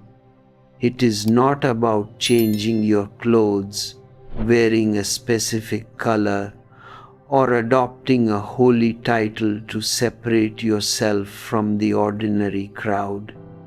That is a cheap, superficial imitation that only feeds the vanity of your spiritual ego. True sannyas is an internal revolution, a silent and absolute commitment to remain perfectly alert at your center, refusing to compromise your authentic reality for the sake of mass comfort, security, or social respectability. It is the courageous choice to stand completely alone under the blue sky, living your life according to your own inner light and dancing to your own unique rhythm, even if the entire world is walking in the opposite direction. To sustain this internal revolution in the midst of the world's deep-seated madness, you must learn the art of total, relaxed watchfulness over your physical structure. The body is an incredibly complex, intelligent, biological mechanism that records every single thought, emotion, and psychological tension you experience throughout your life. If your mind is constantly anxious, divided, and running toward future goals. That anxiety manifests physically as subtle knots of tension in your muscles, restriction in your breathing, and misalignment in your spine.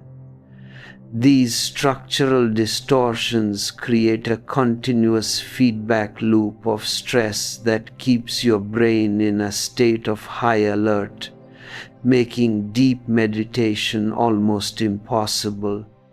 But the moment you sit down in the comfortable posture of Sukhasana, holding your head, neck, and spine perfectly erect and aligned with the gravitational field of the earth, you are actively dismantling that loop of tension. You are providing your consciousness with a solid, balanced foundation, allowing your energy to settle down and return to its natural vertical flow. In this alignment, you gently gather the scattered faculties of all your sense organs and bring them to a complete, unified halt at a single inner point. This is not an act of violent suppression. You do not force your eyes to be blind or your ears to be deaf to the beauty of the world. You simply turn the direction of your perception completely around. Using the exact same capacity of vision and hearing that you normally use to explore the external marketplace to look into the silent space of your own interiority. When all your senses converge onto this single inner point, your awareness becomes incredibly concentrated, powerful, and sharp, resembling a sophisticated magnifying glass that focuses the scattered rays of the sun onto a piece of paper until it bursts into flames. In that intense heat of pure undivided presence, your past conditionings, your deep-seated fears, your illusions, and your attachments are completely burned to ashes, leaving behind nothing but the pristine, unconditioned reality of your own immortal soul. This total internal cleansing is the real meaning of moving completely beyond the long, heavy shadow of human sorrow and suffering. Suffering is not an inevitable structural law of the universe.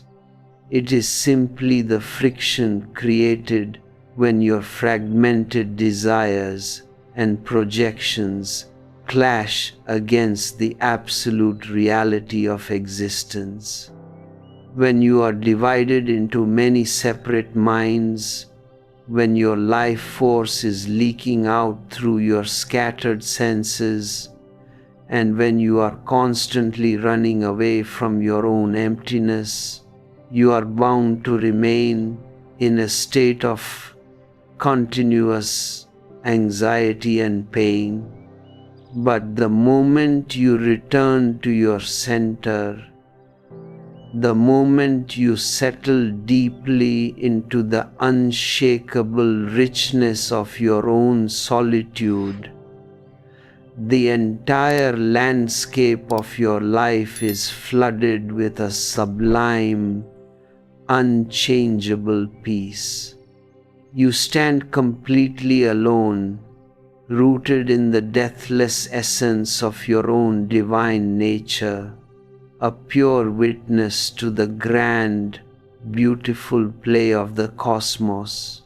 As you look at the physical world from this supreme height of conscious alignment, you see that the boundaries you once believed, separated you from the rest of existence, were completely artificial, a mere product of your identification with the narrow cage of the ego. You see that you are not an isolated fragment fighting against a hostile universe, but an organic, inseparable expression of the whole cosmic play. The breath that enters your body is the exact same air that rustles through the leaves of the ancient trees. The light that illuminates your innermost thoughts is the very same energy that drives the burning suns across the endless expanse of the galaxies.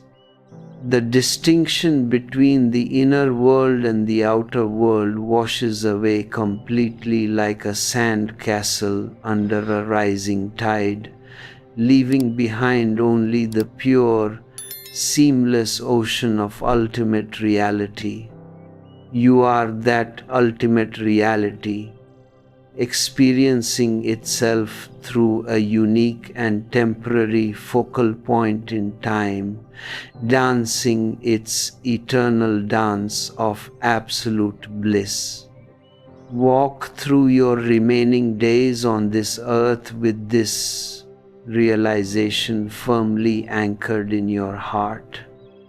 Do not allow the mechanical demands of society, the opinions of the unconscious crowd, or the old dormant habits of your mind to drag you back into the dangerous sleep of psychological dependence. Treat every single moment of your life as a grand, sacred celebration, an unrepeatable miracle that requires no future justification or social validation. Live your life as an original action, not as a reactive movement, responding to each challenge with the fresh, spontaneous intelligence of an awakened soul. Settle deeply into the rich, magnificent solitude of your own true being. Let your awareness shine bright like a lamp in the darkness, and allow the absolute freedom of who you are to illuminate every corner of your daily existence, lifting you forever out of the danger of the crowd into the radiant, immortal light of your own ultimate nature. In this profound final discourse, we explored the ultimate integration of absolute solitude into the fabric of your daily life. By stepping out of the mechanical illusions of linear time, we discover the pristine art of pure witnessing that dissolves the root of all human suffering. Learn how to transform your existence from a series of unconscious reactions into an overflowing fountain of unconditional love and absolute freedom, resting safely on the eternal throne of your true cosmic nature. This absolute stability of your inner ocean is not something you protect by running away from life, because a silence that can be broken by a single loud noise or a sudden crisis is not a true silence at all. It is merely an artificial shield created by your fear. The ultimate reality is all-inclusive. It contains the noise of the market and the quiet of the cave, the storm of human emotions, and the unshakable stillness of the eternal sky. When you are truly established in your aloneness, the entire universe becomes your sanctuary. and every interaction becomes an opportunity to celebrate the boundless freedom of your existence. You no longer divide life into the sacred and the profane, because you see that everything is a manifestation of the exact same divine energy playing an infinite variety of roles. You do not look for a future enlightenment, because you realize that this very moment, with all its immediate simplicity, is the ultimate destination you have been searching for across lifetimes. You sit down in perfect ease on the bank of the river, letting the waters flow wherever they please, completely liberated from the heavy burden of striving, achievement, and psychological ambition. As you listen to these words, if you feel a sudden, silent shift happening deep within your chest, if you feel your heart aligning with the profound depth of this absolute aloneness, let that recognition ripple outward into the world. Take a moment to click the like button and subscribe to this channel, not as an act of social conformity, but as a deliberate gesture of dropping your identification with the unconscious crowd and joining a silent communion of awakened souls. Share this video with those travelers who are still shivering in the cold danger of their dependencies, and leave a comment below sharing the raw, honest insights that are currently unfolding within the quiet spaces of your being. Let our collective presence right here become a living temple of pure awareness, a radiant field of consciousness that cuts through the dense hypnosis of the material world. To keep these ancient waters of wisdom flowing effortlessly to every corner of this thirsty planet, to ensure that the flame of pure witnessing presence is never extinguished by the noise of the marketplace, I invite you to click the join button and become an active pillar of our growing energetic commune. Your conscious support through a beautiful gesture like super thanks is not a mere financial transaction. It is an authentic expression of your devotion, a way to pour your energy back into the source that nourishes your soul, allowing this sacred space to expand and touch the lives of millions who are still wandering in total darkness. This continuous outpouring of your energy is the natural, spontaneous consequence of an internal house that has been completely cleansed of all its past illusions. When you no longer live your life as a reaction to your conditioning, you become a source of pure, unadulterated actions that spring directly from the emptiness of your own being.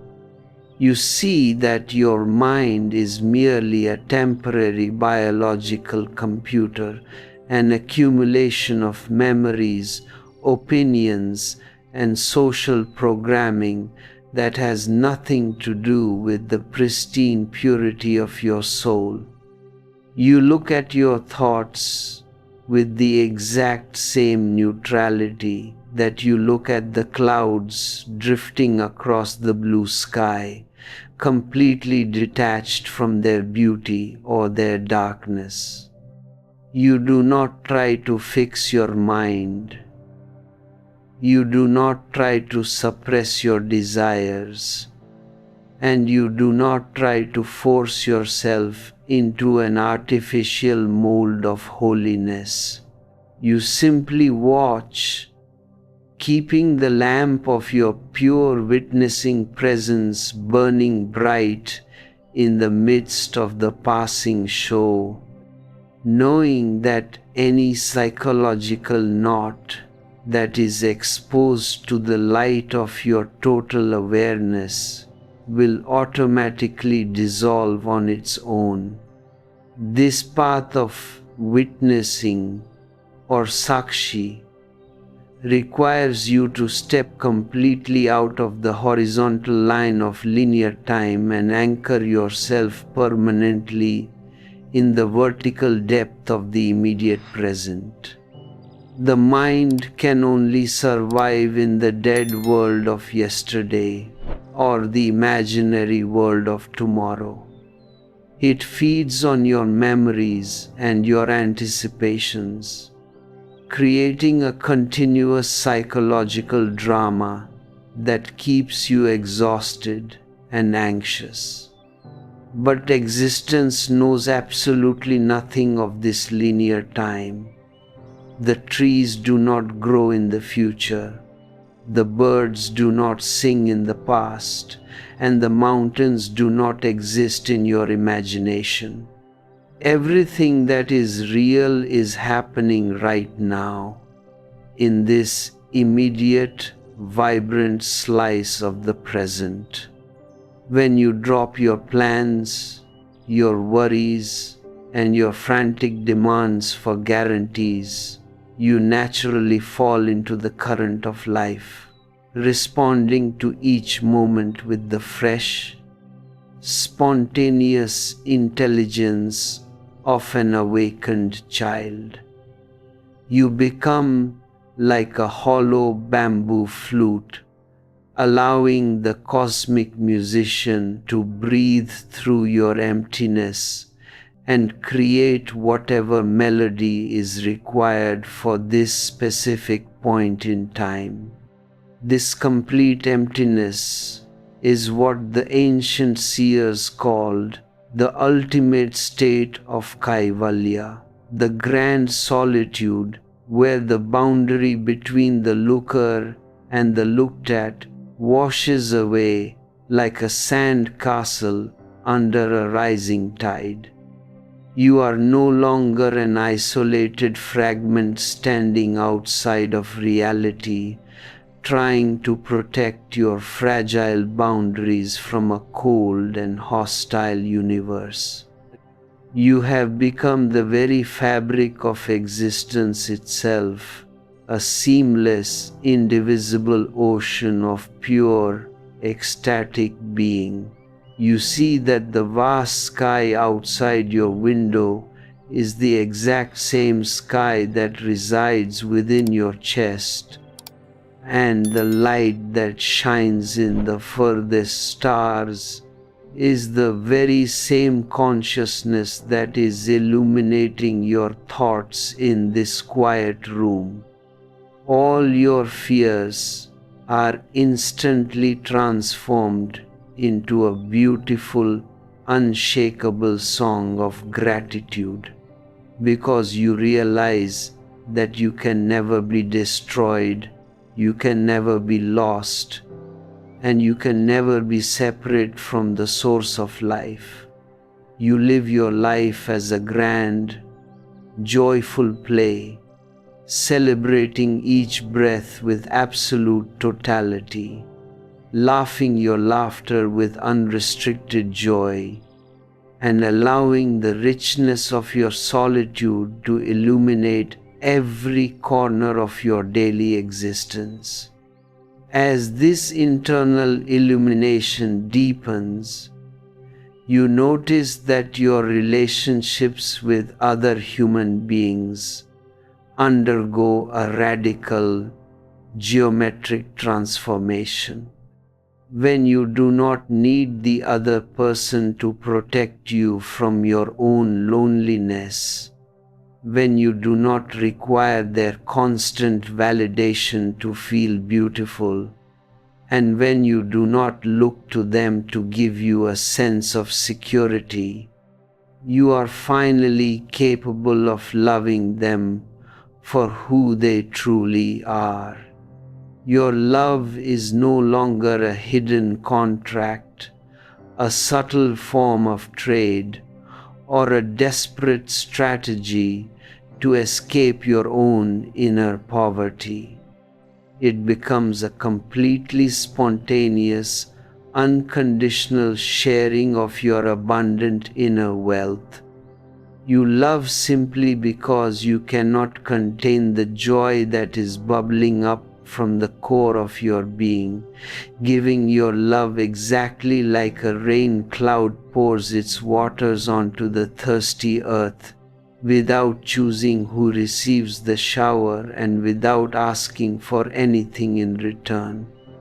You give the other person absolute freedom to expand into their own unique reality, because you see that true love is not about creating chains, but about dissolving every single barrier that keeps the human spirit imprisoned. This unconditioned love is the ultimate fragrance of an authentic sannyasin, an individual who has chosen to live his life in absolute alignment with his own inner truth. Sannyas is not an outer decoration. It is not about changing your clothes, wearing a specific color, or adopting a holy title to separate yourself from the ordinary crowd. That is a cheap, superficial imitation that only feeds the vanity of your spiritual ego. True sannyas is an internal revolution, a silent and absolute commitment to remain perfectly alert at your center, refusing to compromise your authentic reality for the sake of mass comfort, security, or social respectability. It is the courageous choice to stand completely alone under the blue sky, living your life according to your own inner light and dancing to your own unique rhythm, even if the entire world is walking in the opposite direction. To sustain this internal revolution in the midst of the world's deep-seated madness, you must learn the art of total, relaxed watchfulness over your physical structure. The body is an incredibly complex, intelligent, biological mechanism that records every single thought, emotion, and psychological tension you experience throughout your life. If your mind is constantly anxious, divided, and running toward future goals, that anxiety manifests physically as subtle knots of tension in your muscles, restriction in your breathing, and misalignment in your spine. These structural distortions create a continuous feedback loop of stress that keeps your brain in a state of high alert, making deep meditation almost impossible. But the moment you sit down in the comfortable posture of Sukhasana, holding your head, neck, and spine perfectly erect and aligned with the gravitational field of the earth, you are actively dismantling that loop of tension. You are providing your consciousness with a solid, balanced foundation, allowing your energy to settle down and return to its natural, vertical flow. In this alignment, You gently gather the scattered faculties of all your sense organs and bring them to a complete, unified halt at a single inner point. This is not an act of violent suppression. You do not force your eyes to be blind or your ears to be deaf to the beauty of the world. You gently turn the direction of your perception completely around, using the exact same capacity of vision and hearing that you normally use to explore the external marketplace, to look into the silent space of your own interiority. When all your senses converge onto this single inner point, your awareness becomes incredibly concentrated, powerful, and sharp. Resembling a sophisticated magnifying glass that focuses the scattered rays of the sun onto a piece of paper until it bursts into flames. In that intense heat of pure, undivided presence, your past conditionings, your deep-seated fears, your illusions, and your attachments are completely burned to ashes, leaving behind nothing but the pristine, unconditioned reality of your own immortal soul. This total internal cleansing is the real meaning of moving completely beyond the long, heavy shadow of human sorrow and suffering. Suffering is not an inevitable, structural law of the universe. It is simply the friction created when your fragmented desires and projections clash against the absolute reality of existence. When you are divided into many separate minds, when your life force is leaking out through your scattered senses, and when you are constantly running away from your own emptiness, you are bound to remain in a state of continuous anxiety and pain. But the moment you return to your center, the moment you settle deeply into the unshakable richness of your own solitude, the entire landscape of your life is flooded with a sublime, unchangeable peace. You stand completely alone, rooted in the deathless essence of your own divine nature, a pure witness to the grand, beautiful play of the cosmos. As you look at the physical world from this supreme height of conscious alignment, you see that the boundaries you once believed separated you from the rest of existence were completely artificial, a mere product of your identification with the narrow cage of the ego. You see that you are not an isolated fragment fighting against a hostile universe, but an organic, inseparable expression of the whole cosmic play. The breath that enters your body is the exact same air that rustles through the leaves of the ancient trees. The light that illuminates your innermost thoughts is the very same energy that drives the burning suns across the endless expanse of the galaxies.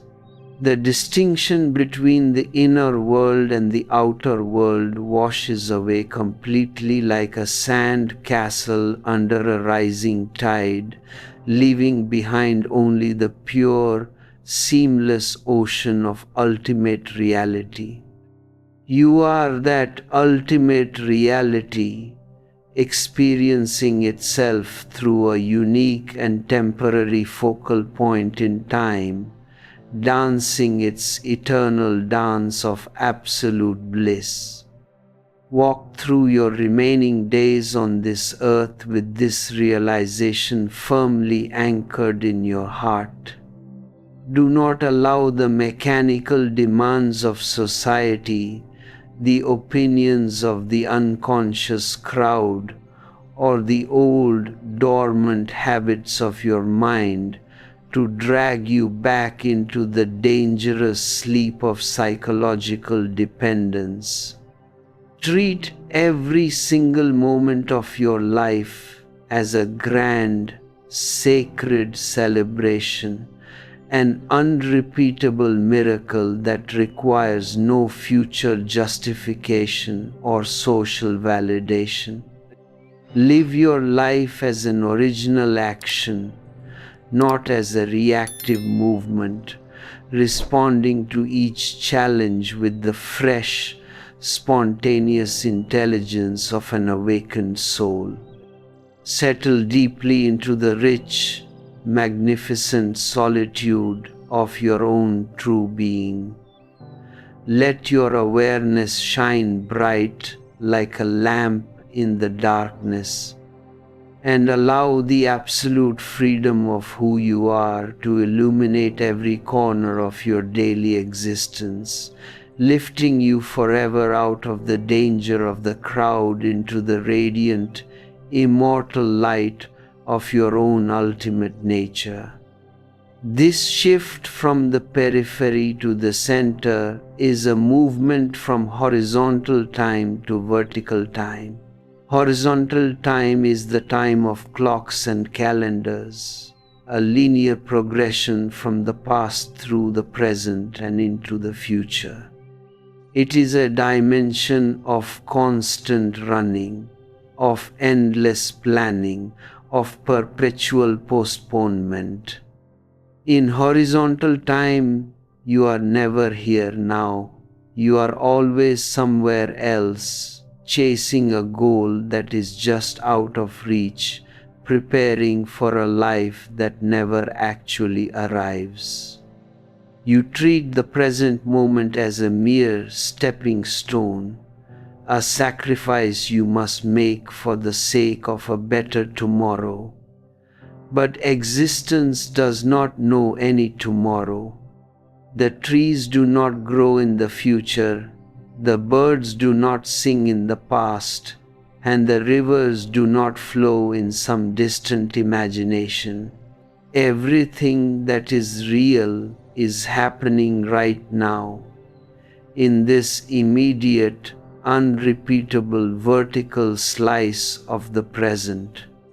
When you enter into vertical time through the doorway of absolute solitude, you cease to measure your life by its duration, and you begin to experience it through its depth.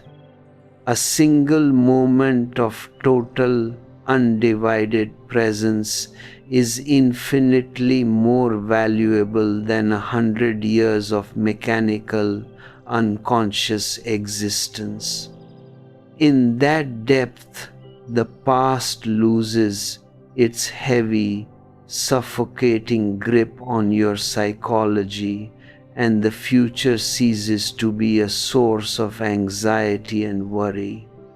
You find yourself perfectly anchored in the current of life, responding to each moment with the fresh, spontaneous intelligence of a child. You do not carry a blueprint for your actions, nor do you try to fit the immensity of reality into the narrow boxes of your past conditioning. You become like a hollow bamboo flute, allowing the cosmic musician to blow through your emptiness and create whatever melody is required for this specific moment.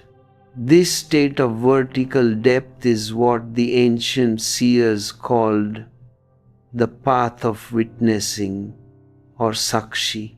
Witnessing is not an analytical function of the mind.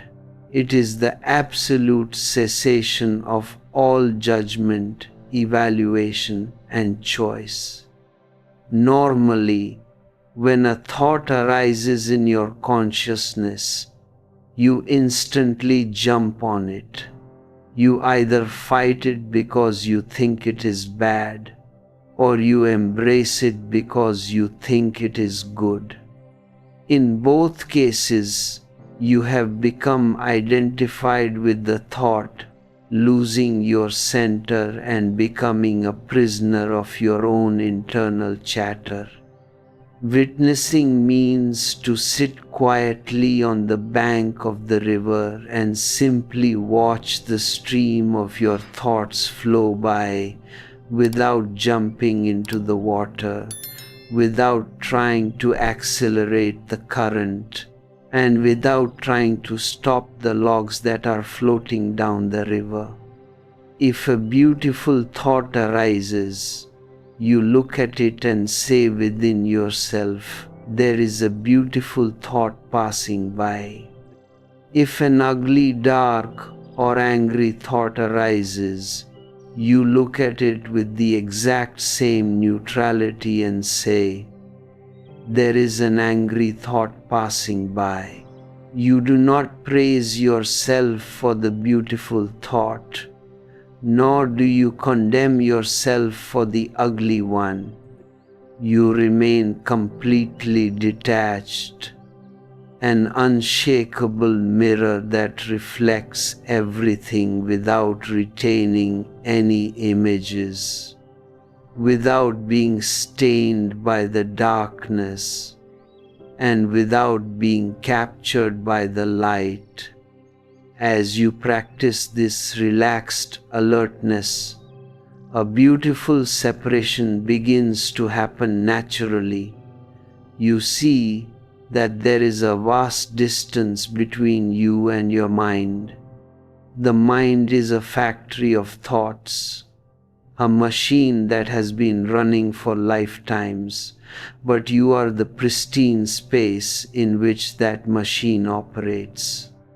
As this distance deepens, the thoughts begin to lose their nutritional supply.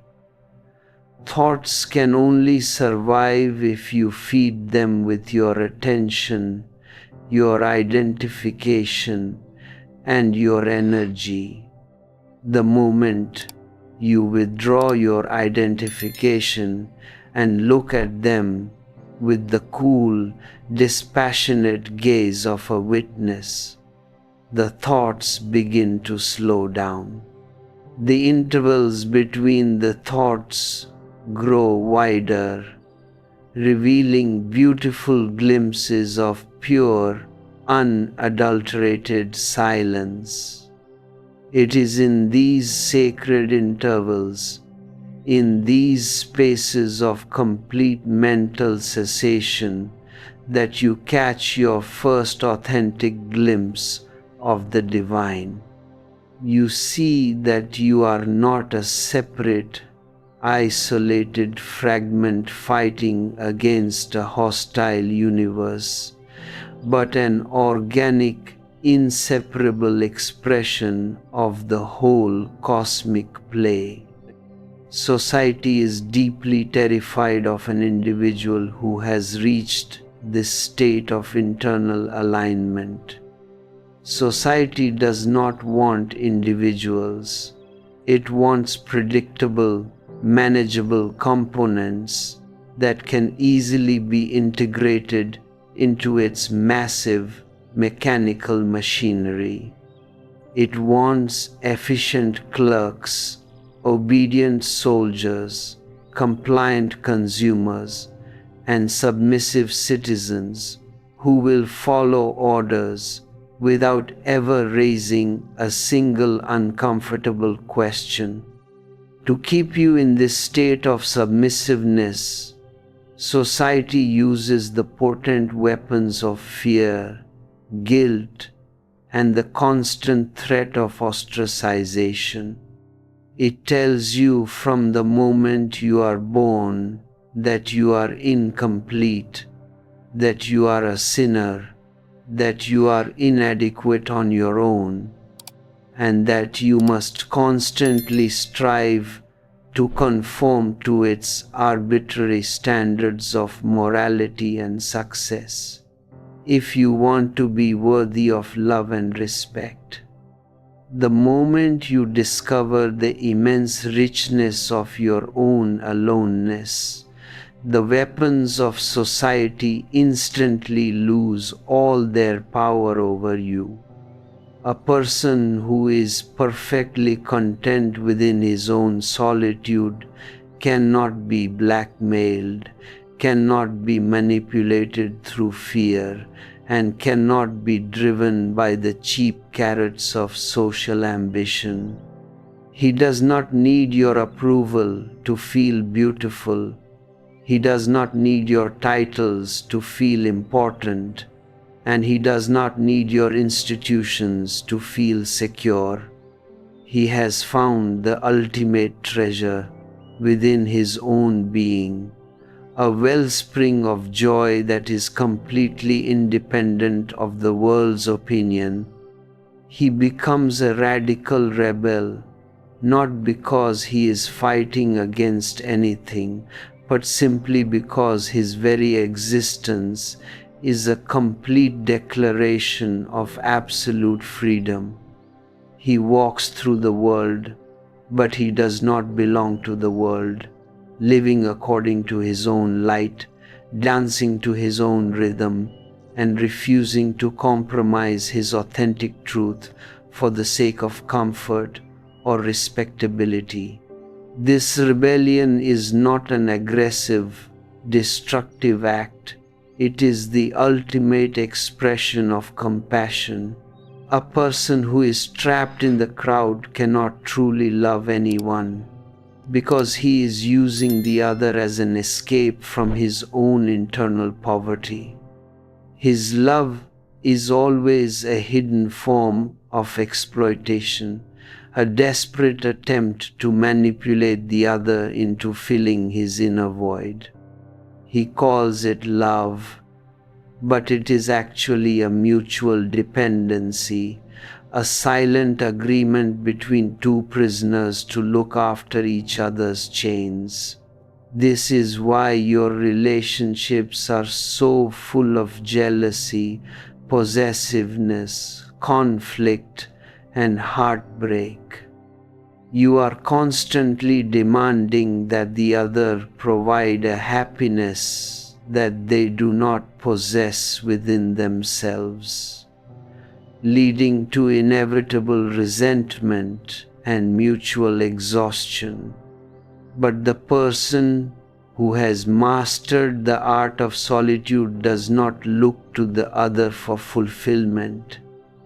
He is already overflowing with the absolute ecstasy of his own being. His love is not a demand, not a subtle trade, not a search for security. It is a spontaneous sharing of his abundant inner wealth. He loves simply because he cannot contain the joy that is bubbling up inside his heart. He gives his love exactly like a flower gives its fragrance to the wind, without choosing who receives it, without asking for anything in return, and without keeping any accounts of his generosity. If you walk past the flower, you are blessed by its scent. If no one passes by, the flower continues to give its fragrance to the empty desert with the exact same totality.